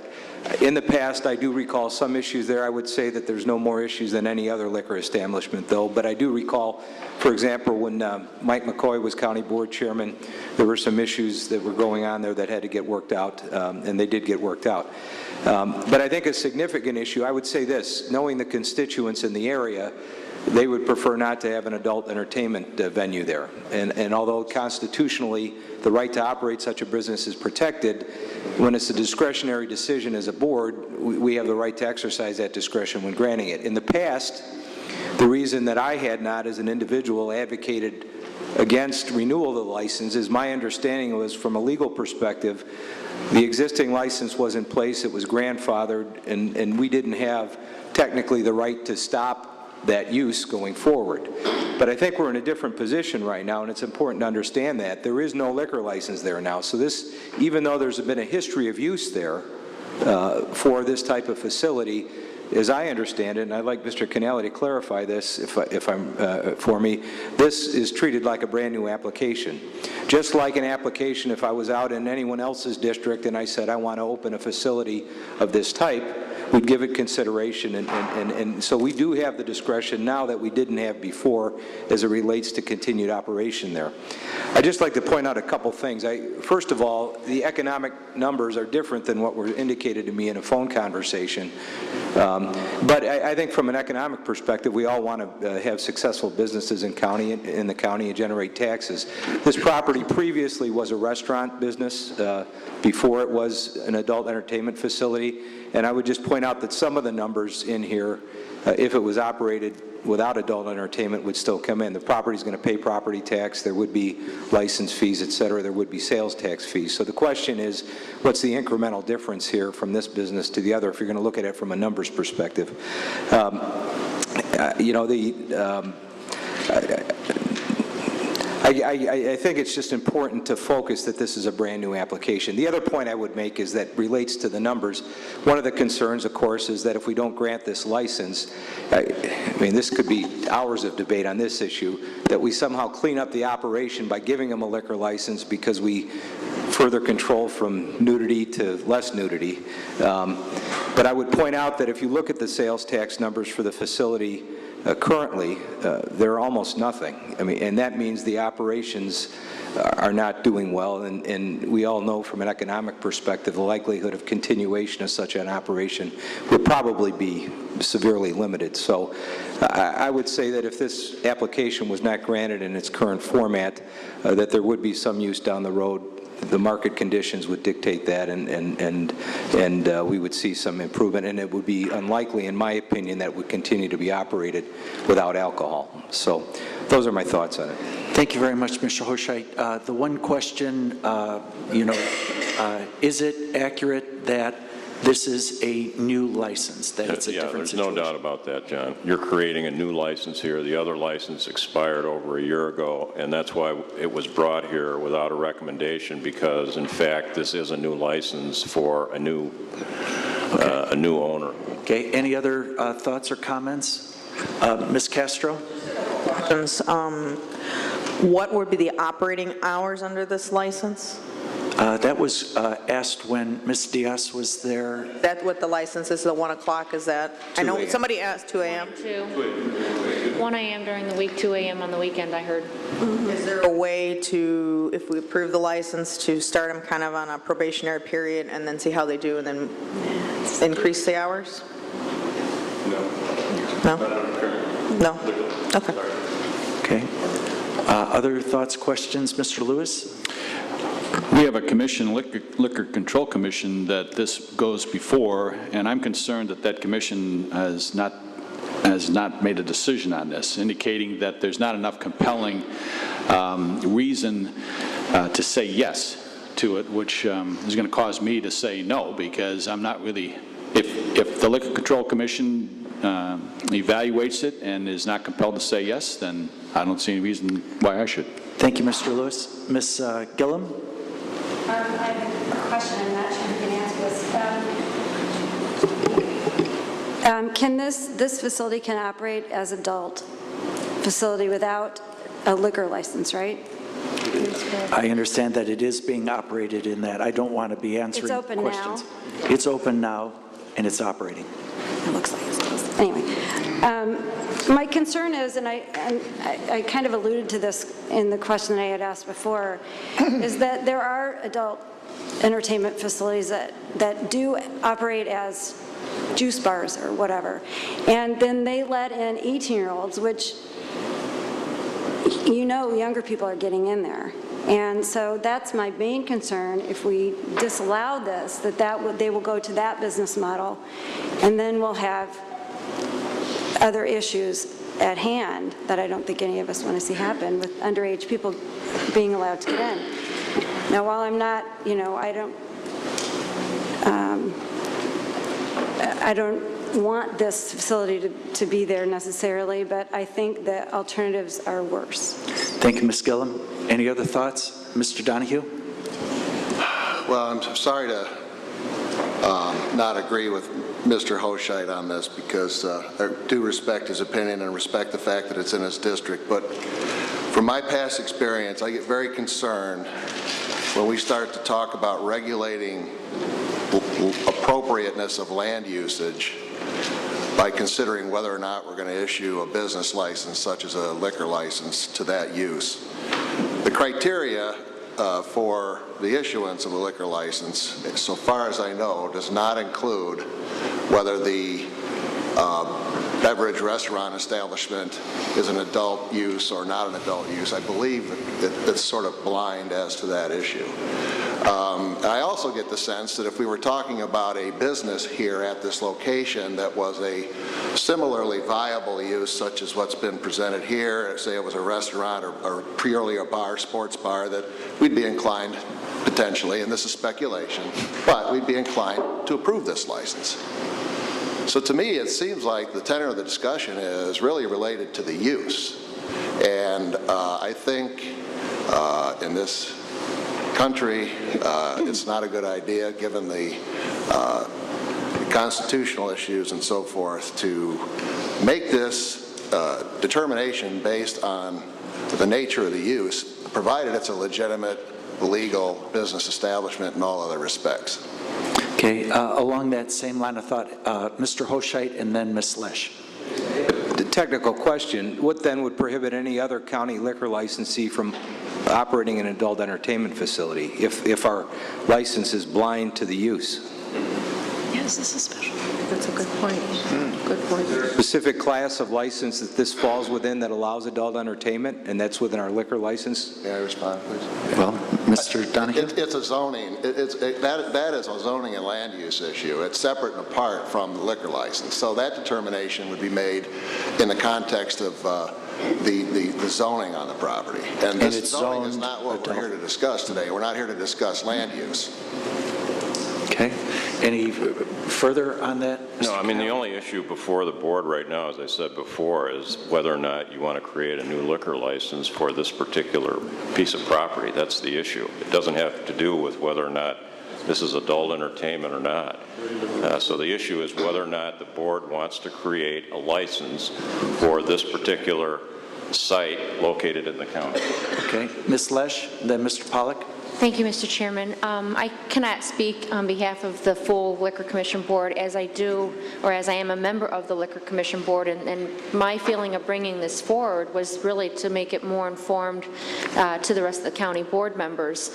I'm actually in favor and support of this because if we are granting a liquor license, as the attorney is stating, it's going to actually clean up our community, our county, to where we're taking away from that full nudity, that ruckus lifestyle perhaps, and then, bringing it more to a resound or safer neighborhood. So, I don't know if that helps or not, but, as a Liquor Commission member, I would be in support of having this liquor license for that purpose.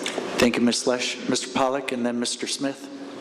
Quick clarification, based on reading the ordinance and what Attorney Canale just said, granting a license to the property or granting it to this entity?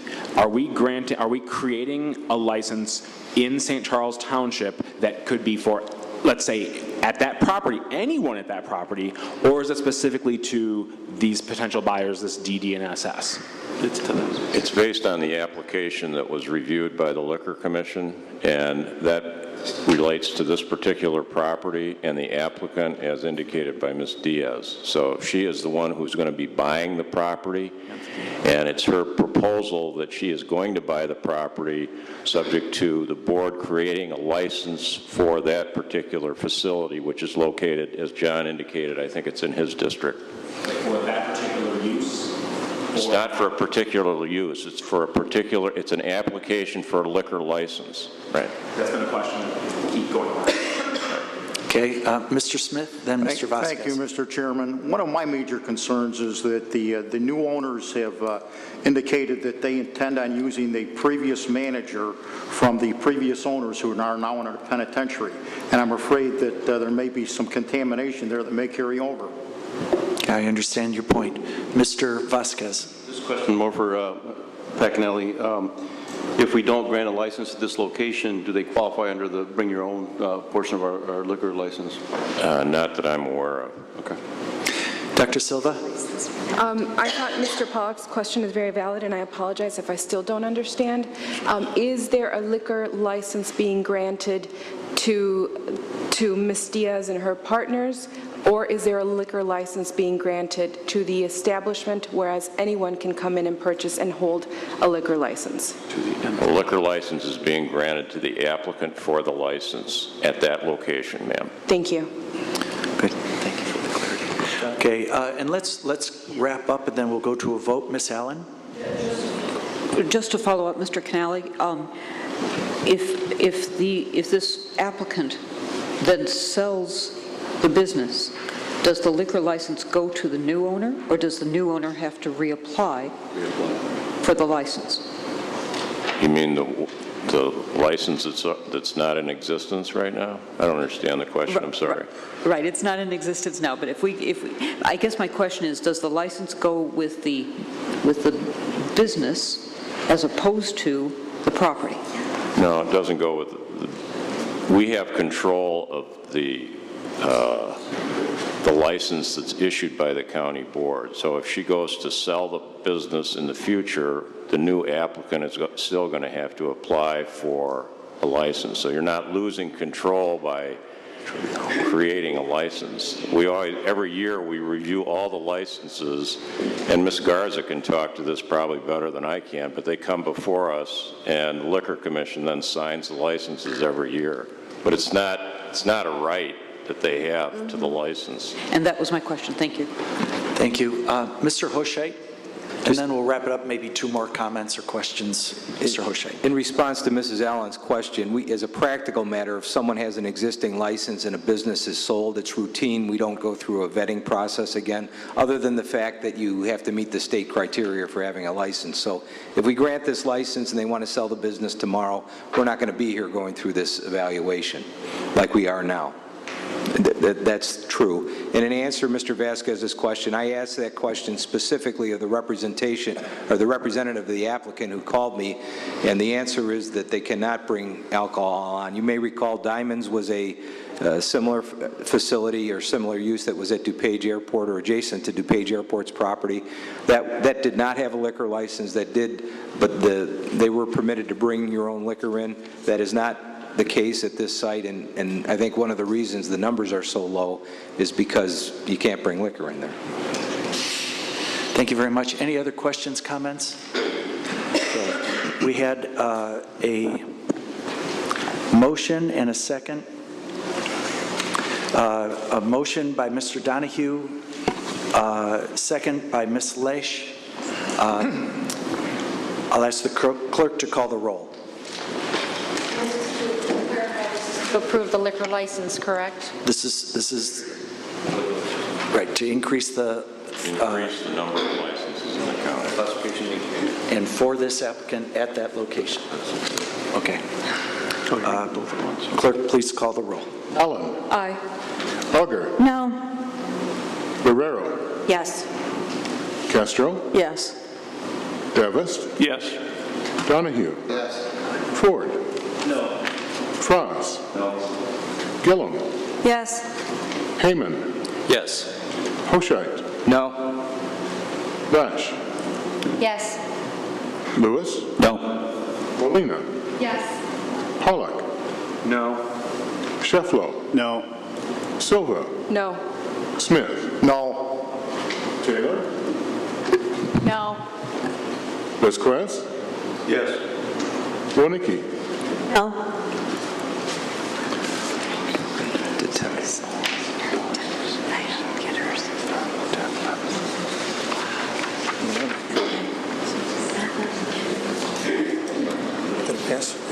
There were 10 voting aye, 11 voting nay, so the motion fails.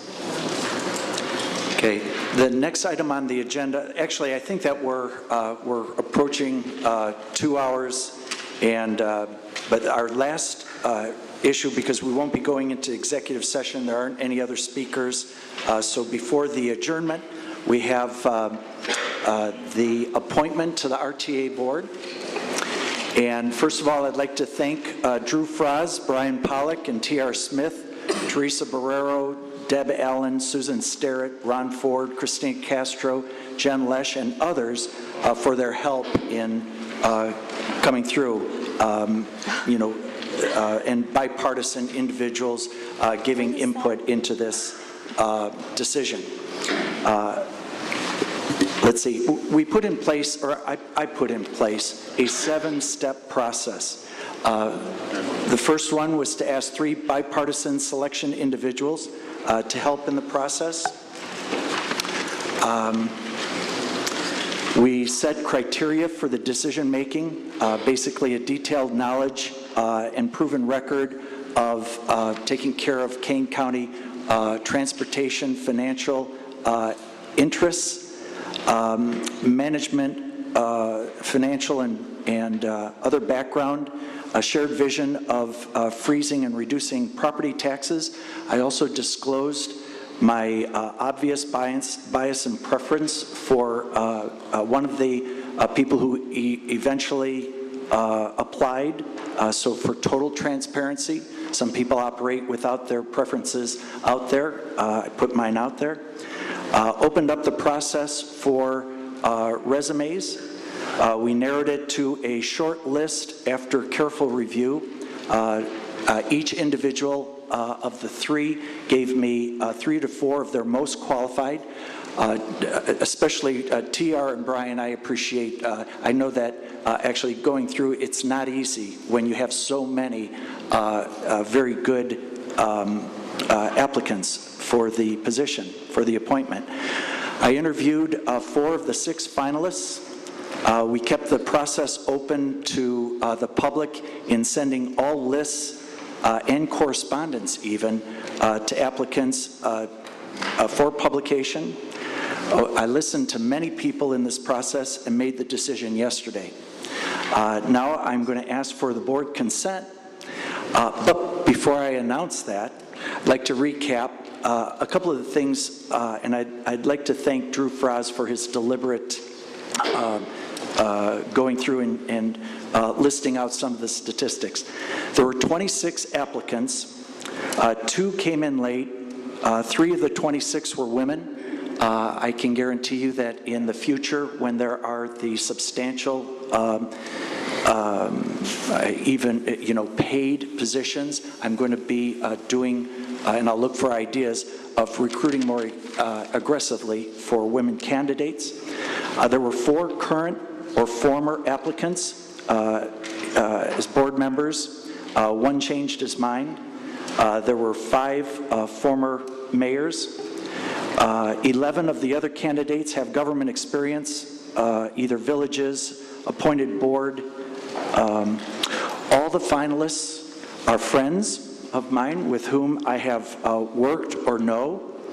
Our current RTA and Metro representatives are former Kane County Board members or chairman. Our current RTA representative is a former Kane County Board member. The former Metro Board representative prior to Mike McCoy was a Kane County Board member. And 1 applicant declined both salary and benefits. And with that, I would like Ms. McGrath, the envelope, please.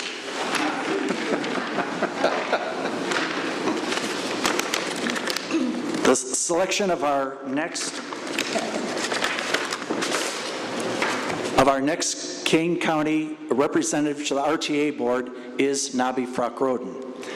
With that, I'd like Ellen, if you would distribute this and stand. Nabi Frock-Roden has 13 years as the Kane County Department of Transportation Director. He even hired Carl Shadle, which almost all of us are very happy about that. 19 years, Nabi has 19 years of Illinois Department of Transportation experience. He started when he was 18 years old, worked his way up. He also has 10 years of private industry experience after a distinguished career of public service. Major actual transportation achievements is that he designed the Orchard Road artery. He was in charge of the effort to build Randall Road north of Dean Street all the way to the McHenry County line. He was in charge of the effort to correct what had become known as the killer Kirk corridor. With the, I believe that you all have the resume. I am delighted to appoint Nabi and ask for a motion to consent. Motion by Jesse Vasquez, second by Barb O'Nicky. Oh, and for those to whom it might matter as we go into further discussion, in the finalists, as far as any connection to me, for good or bad, I guess, Nabi, the total dollars in, 0, 21 years. No yard sign. Manny Barbosa, 0. No yard sign. Bonnie Kunkel, $15 to come to a Porky picnic. No yard sign. Joe Galvan, 0. Did have a yard sign. Jim Mitchell, $40 net over 21 years. One of 6 honorary co-chairmen in the primary. Don DeWitt, $50 net total, and he was major outreach to the mayors during the general election. So that's about as full disclosure as we can get. Any other thoughts? Or we have a motion and a second. Thoughts? Mr. Frost. I'd just like to thank all the applicants, and it's one of these situations where you basically, make 25 enemies when you're asked to narrow a list like that. So there was at least 8 applicants that I could have recommended and walked away knowing they would do a great job, and the majority of the rest I'm sure could have handled it. So it was we're lucky to have so many people in Kane County to choose from, and it was a great process. Thank you. Okay, Ms. Castro. I think he's a great candidate. I do have one question, because he's currently on the Illinois Human Rights Commission. Does that pose a problem, being on 2 boards? Are we aware of that? I would think that Nabi's position would be that he would give his exclusive attention to his work on the RTA, so there wouldn't be any conflicts. So would he be resigning from the Illinois Human Rights? Is that what you're saying? I don't mean to speak for him, but I would think that that would be his intention. Okay. Mr. Vasquez? Thank you, Mr. Chairman. In the process that when we looked at the Metro board, we also had similar problems with 40-some applications, and they were down to 5, and Mr. Nabi was one of those top 5 candidates. I really welcome, I think, his experience and what he'll bring to the county. I'm really impressed. On the committee with Jesse when we did the Metro appointments, and Nabi was one of our finalists. And I also want to point out the fact that of all of the 26 applicants, Nabi's resume and application is the one that is most based upon a lifetime of professional accomplishment and experience in the area of transportation. And I think that your choice to select based on qualifications and experience as your primary consideration should be complimented. Thank you. Any other comments, questions before we go to vote? Mr. Smith? Yes, as a member of the selection committee, and I use that term committee loosely because we were pretty much given a task of individually selecting people without the benefit of knowing what the other members of the committee's selections were.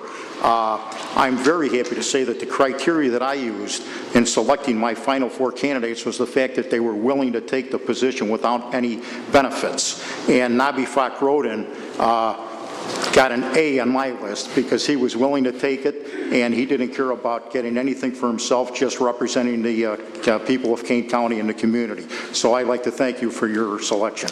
Well, now, he's declined the benefits, but he will be accepting the salary. Okay? Ms. Taylor? I'd like to compliment you and echo the same words from Mr. Donahue and Ms. Wadnicki.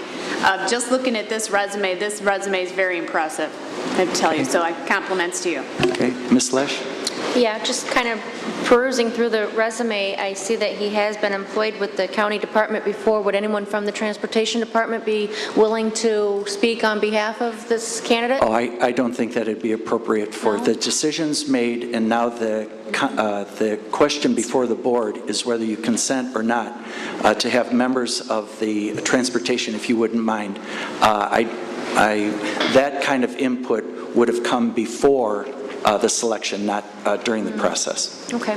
So, Mr. Pollack, and again, Mr. Pollack, thank you very much for stepping forward to doing some heavy lifting. One of the other considerations that I had, it seems like, because we didn't really have much conversation, Drew had a couple things on his mind, TR had some, and I had one. One of the things that I really wanted is I wanted someone that was going to sit on the board and have the gravitas to sit at that table with the other members. Cook County has appointed, and the city of Chicago have appointed some really smart people, some people with business experience that have run billion-dollar corporations, real estate, lots of things. And I wanted someone that was going to make Kane County proud. And your choice does. So thank you. Okay, thank you very much, Ms. Pollack. Dr. Silva? Thank you, Mr. Chair. I really appreciate your comment about bringing more women to the table, and I would ask that you include consideration of other minorities as well. Thank you. Okay, that has been my record so far. Mr. Lewis? Mr. Chairman, I know Nabi, and I definitely support your choice, and I appreciate the process you went through. It was an open process, and I think you've selected a quality individual. Okay, any other thoughts? If not, we have the motion, the second. Would the clerk call the roll? Allen. Aye. Auger. Yes. Yes. Castro. Davis. Yes. Donahue. Aye. Ford. Yes. Cross. Yes. Gillum. Yes. Heyman. Abstained. I work for Pace, so. O'Shea. Yes. Lash. Yes. Yes. Molina. Yes. Pollock. Yes. Shefflo. Yes. Silva. Yes. Smith. Yes. Taylor. Yes. Vasquez. Yes. Wonicky. Yes. 20. Okay, so it was, the motion carries. So before I ask for a motion to, yes, I'm sorry. Ms. Wonicky. I'm sorry, Mr. Chair. I wanted to catch you before you asked for an adjournment.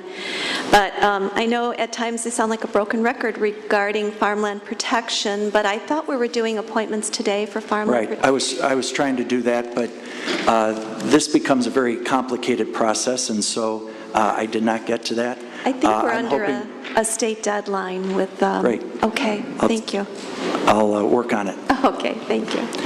And I do intend to come with a whole series of appointments at our next meeting, okay? All right. Before I ask for the motion for the adjournment, just if you'd indulge me, and I'll take 1 minute. In these processes, and as we go through at least the next 4 years, I would ask that we trust each other, trust the processes a little bit more, and treat each other as we would want to be treated. It's entirely your choice. We can do this work however you want, because each of you represents roughly 25,000 people. But I think that we do need to treat each other much more respectfully during the service and after your service. The calls, I'm sorry, but people send me blog things, and they send me this call, the calls being made, the rumors, the rancor, the false alarm, the lack of trust. I think hopefully as we go through each one of these experiences, we'll come closer together in understanding each other's competence. Last night I went to Victor Pop's wake. Now he is a distant cousin, a distant uncle in the Romanian community, but he used to serve here in the county board. As I prayed for his soul yesterday, and I prayed for all of us also. Now, I know I don't have the best connection upstairs, but I think every bit helps. But we do need to appreciate each other. If for no other reason, then we'll be more effective for our constituents. So, in the end, we all will be just like Victor Pop, and as people pray over us, it'll matter how we conducted ourselves. So, Mr. Chairman, in that spirit, I would like to announce that one of our fellow board members, Mike Kane, is undergoing surgery this week, and it might be a good idea if we keep him in our prayers. I think that that's very important, and I'd like to thank Ms. Taylor for giving me the quick update that Terry and Marty Hunt are new grandparents as of 8:15 a.m. this morning, that Sean and Sarah Heron had a healthy... That's really great. Now, I don't even know, how do they pronounce their... It's Declan Carl Heron, 7 pounds, 11 ounces. So it's great. 7-11 on election day for Sean Heron, because he's running for village. So either way, he won today. So congratulations to everybody. With that, a motion to adjourn? Motion adjourned. So moved, Mr. Heyman, second by Ms. Taylor. All those in favor say aye. Aye. Those opposed, nay. The ayes have it.